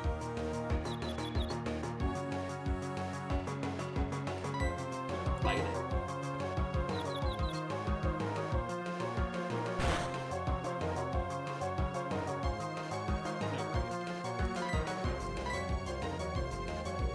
Snap out and bite the baby.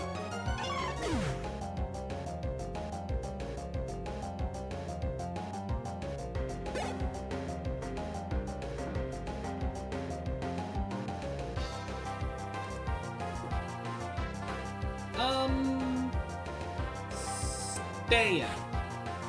It is a psychic type, but it's a mine junior. I'm high level, and I'm also very close to level 1 up, so there we go.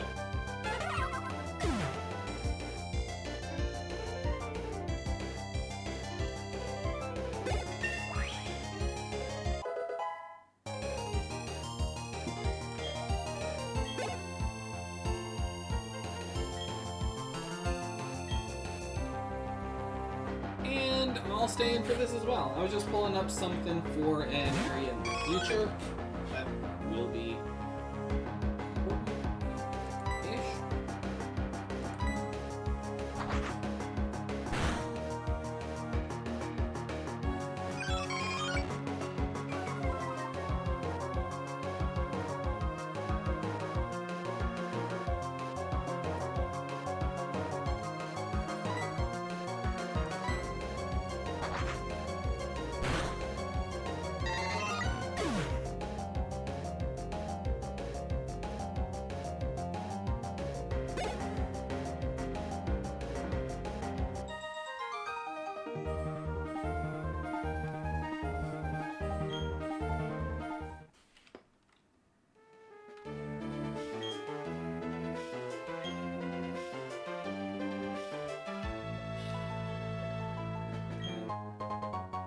Ether. Oh, and here we can deposit. There's a broken, crumbling tower made of stone. There seems to be a spot that would be a perfect fit for the odd keystone. Would you like to use the odd keystone? Yes. Joker pushed the odd keystone into the stone tower. The stone tower has been restored. Hallowed Tower is written on it. And now, if you had played this back in the day when the online services were still ongoing, then you would have then you would be able to do this event. But basically, for those who don't know Pokemon as well as for those who don't know, this is how you would get the Pokemon Spirit Tome. To get it, you had to talk with 50 people, each one, 50 specific, like exact people. Like you couldn't just talk to the same person 50 times. You had to talk to 50 new people, and then you could encounter Spirit Tome. Obviously, we don't have the ability to do that anymore, but we could. You could do it in Brilliant Diamond and Shining Pearl also, and I actually had a Spirit Tome, and I used it for my full playthrough. It wasn't that strong, but it was, fun. I should really sell these raspberries.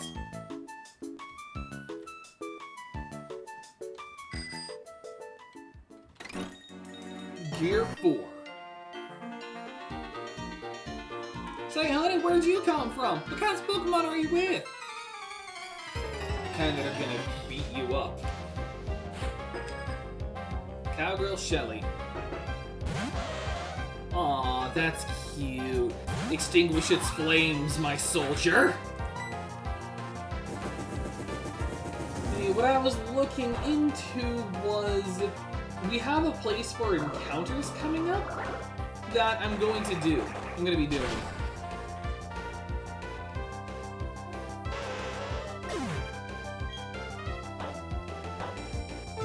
Bell? Full healed. Nice. Level 21 Jack Frost. And remember, we gotta hit B if it ends up evolving from, like, friendship. Because we don't want that. We want a I want a Glaceon. Okay, I'm gonna go ahead and get my encounter in here. There's also an item I can get. So I'm just gonna find it. There's the only real new Pokemon I could get here is a Ghastly, which I'm fine with having, you know, having a Haunter. And then there's one item in particular here that I want the most. So I'm not gonna fight all the I'm not gonna fight the trainers here. I'm just gonna get my encounter. But I do have to actually go up the steps. So, for a certain item I want. There's a TM I can get here.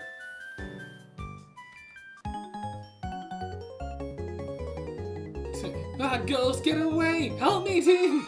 Like, oh no! Beat them like ghosts! Pokemon, beat them up!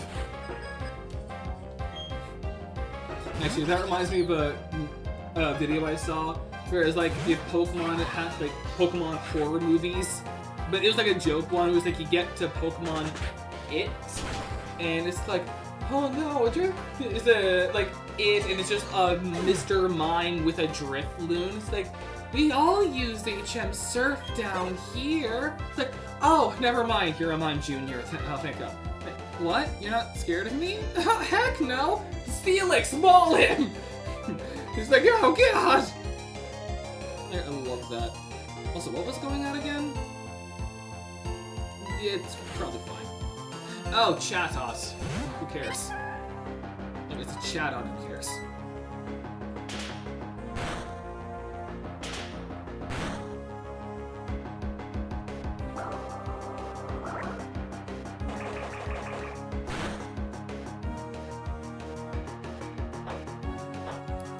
You.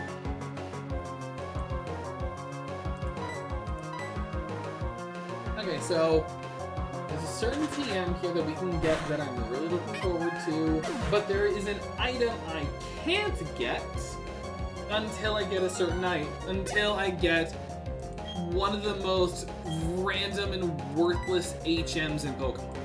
I'm gonna go into Sersha.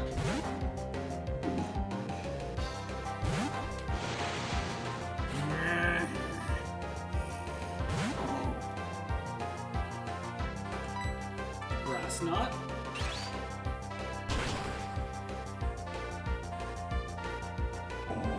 Grassnot or Graysnot.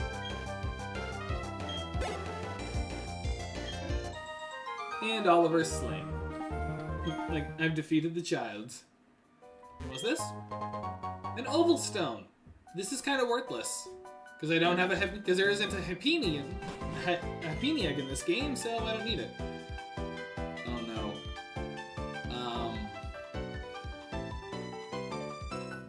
I actually want to avoid fighting. Dang it, I moved too far ahead. The Galactic did it ever since. I've never forgiven their faces. This is bad. Because this is Fog. And Fog is the worst thing in Pokemon. Because in Fog, your accuracy is reduced.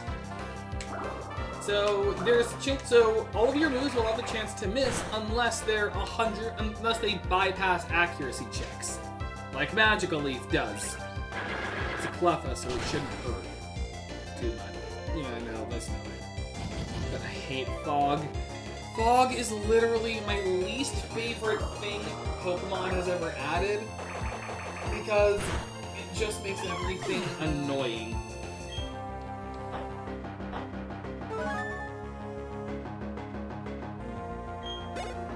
And none of my Pokemon have accuracy bypass moves, so I just have to deal with it. Worthless item. And I have to fight that guy. I already have a Zubat, so that's in the dupe's claws.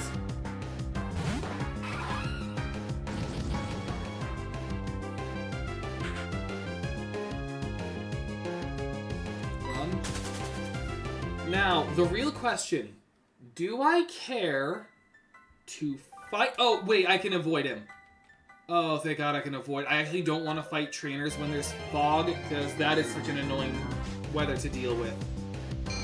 This is the only game when fog exists, also. It's just in the Sinnoh games. Like, Diamond, Pearl, Platinum. They even brought it back in Brilliant Diamond and Shining Pearl, which I hate, and I wish they didn't. Alright, Pluck. My physical attack isn't that good, so it shouldn't be as bad. Okay. It's still alive. So unless this thing has Curse, we could get a Ghastly. I kind of don't...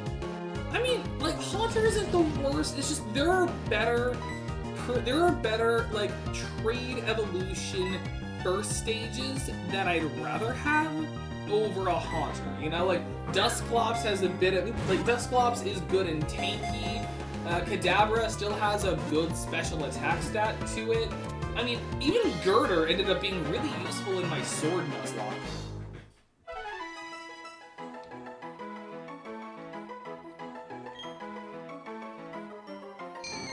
Ghastly the Gas Pokemon. Poison Ghost Poison type.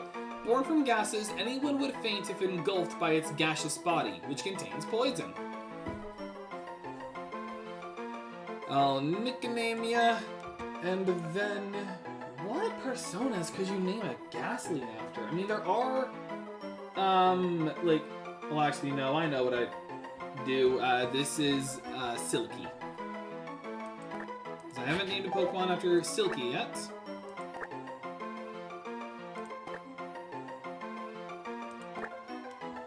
I believe it is just simply spelled just like you normally spell Silky. There's no, like, random, like, EY.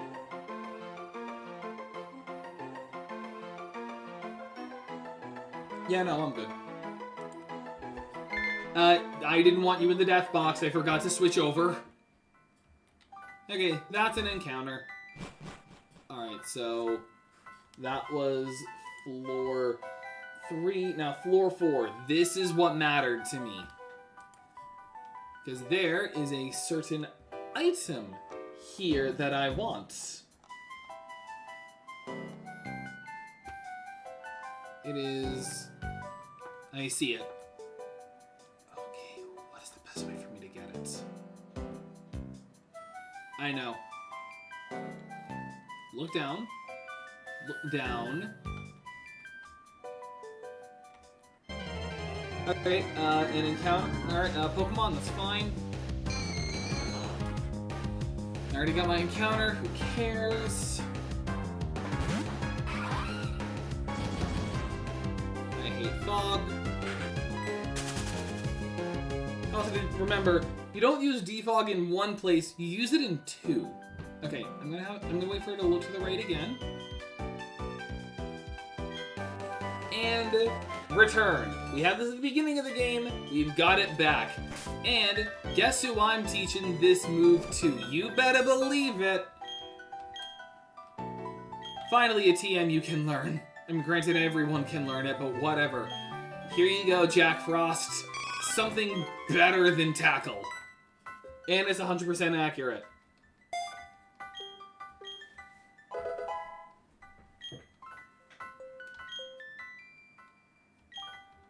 Okay, now I need to do the same thing again because I don't want to waste an escape rope. Hey, actually, would an escape rope even work in here? Also, I just realized I didn't have to run. Well, I didn't have to run. It's just easier than dealing with, fog. I hate fog. The thing that makes me hate fog the most is that there's an entire route that's just fog, and you have to deal with it. In fact, you know what?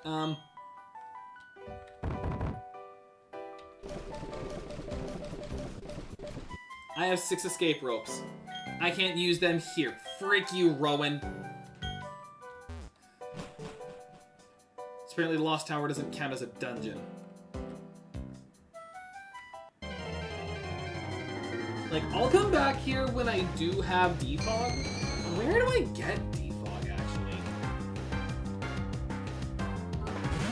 actually? The most worthless HM in existence.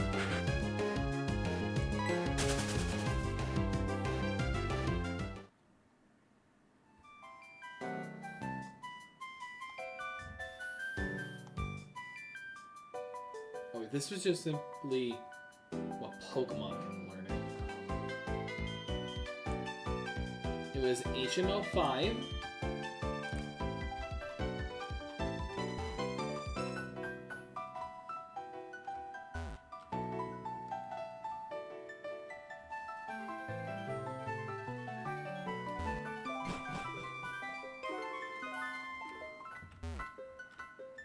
Oh wait, no, I have a shortcut here. It is found on route. It's found in the Silesian ruins. Oh, okay. I can do that next time. And now that I'm out of there, I can kill you. But yeah, so what my plan is simple. I'm gonna end the stream once I get to Silesian Town, which won't take too long. Then I'll explore the Silesian ruins, because that's another encounter, and we can just like end off with one more, unless it's dupes, in which case I wouldn't care, and I'll probably forfeit. So check that. Is Silesian, does it have like any new Pokemon I could get?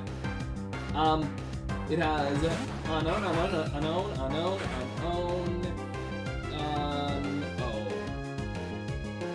Okay, just unknown. Okay, so it is an encounter. It's just a terrible encounter. It's a Pokemon I will never use in the game.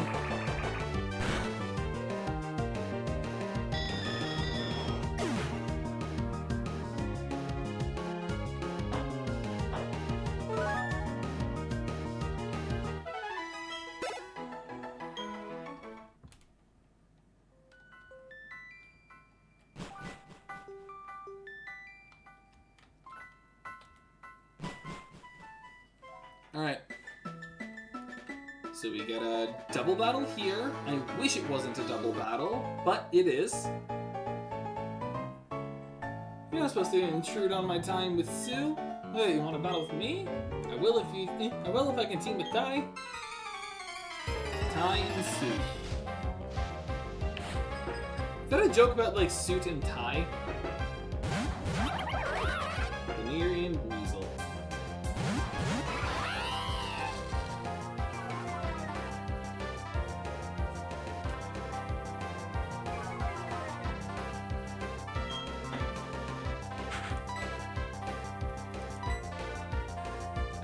Bubble Beam the Baneri, bite the Weasel. Bubble Beam the Baneri and bite the Weasel.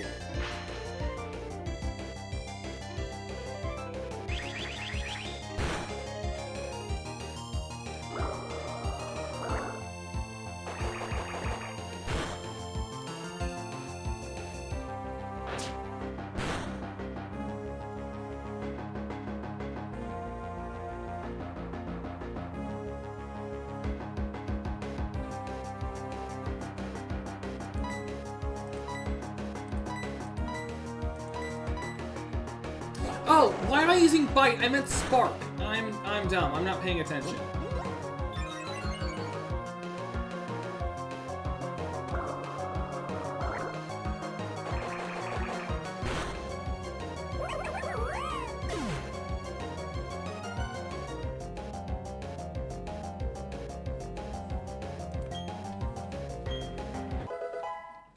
to Jack Frost. Wants to learn Quick Attack. Actually, that wouldn't be a bad move for you to learn. Actigo, that's fine. Get rid of Growl.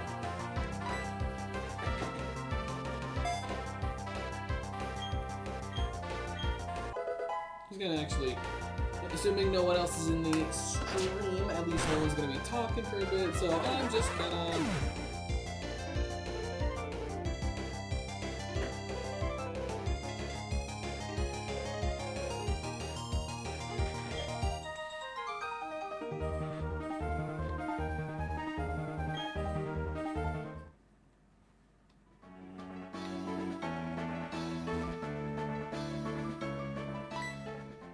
Oh!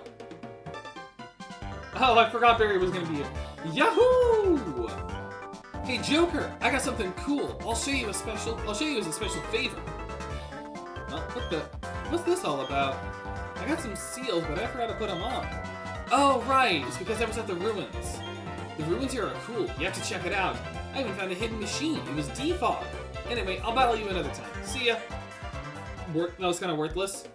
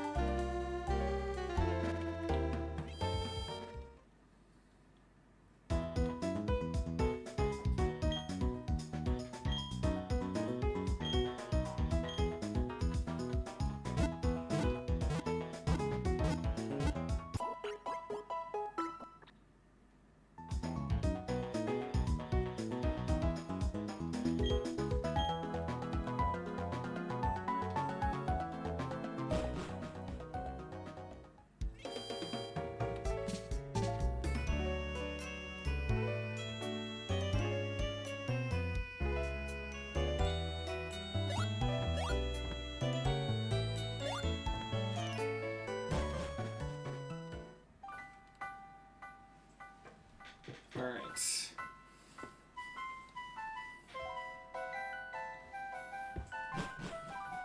Top right.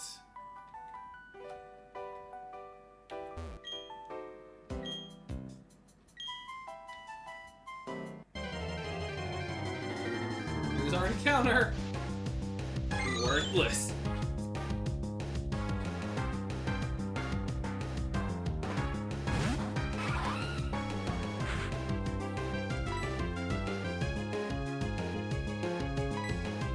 I don't care if this kills or not. Like, unknown sucks.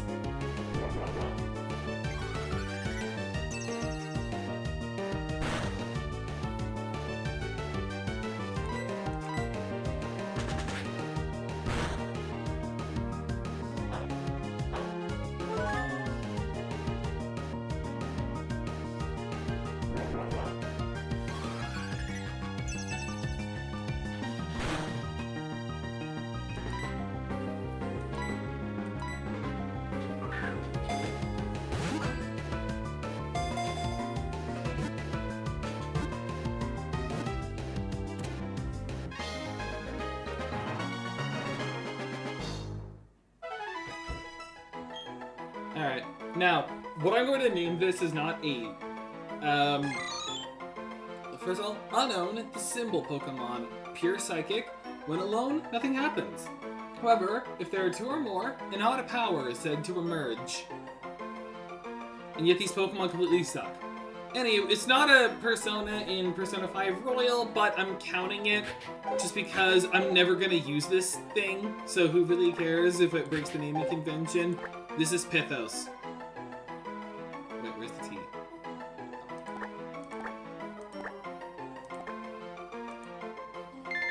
You're not going to be in the death box, but it's fine. Anyway, lower left.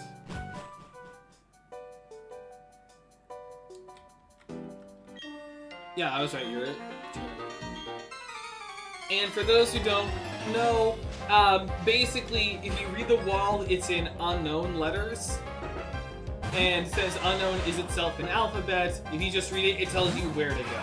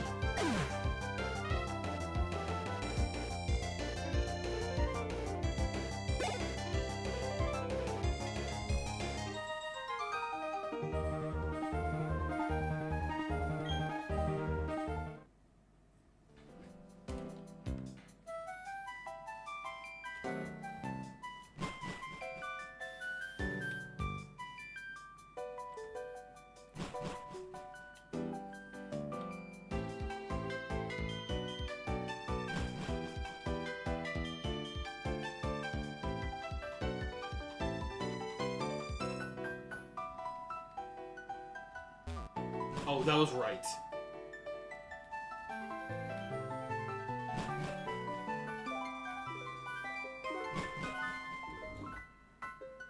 Here we go. And the what the unknown say here is friendship, all lives touch each other, lives to create something anew and alive. And you also get some items here. You get a nugget. You get HMO5 defog, which, like I said, is only used in 2 places. You get an odd incense. And you get the mind plates. There's text engraved in the back of the obtained plate. 2 beings of time and space set free from the original one.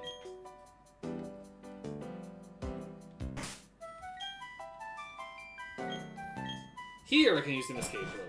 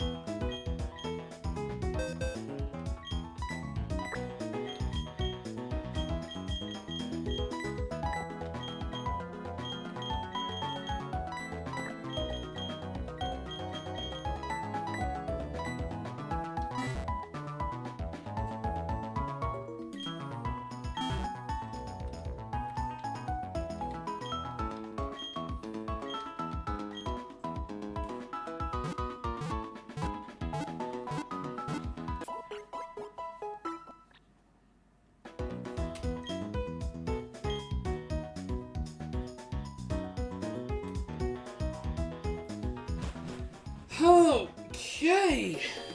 I am actually going to leave it there. I went a little longer than I normally do, but I just wanted to wrap up some stuff with some Laceon and all that. So, I am going to save the game, and when I return, Pokemon will be a little higher level, and we will also have gotten a couple of new encounters. So, once this is done saving, I'll do my outro. I'm tired. Okay, and with all of that said and done, hang on.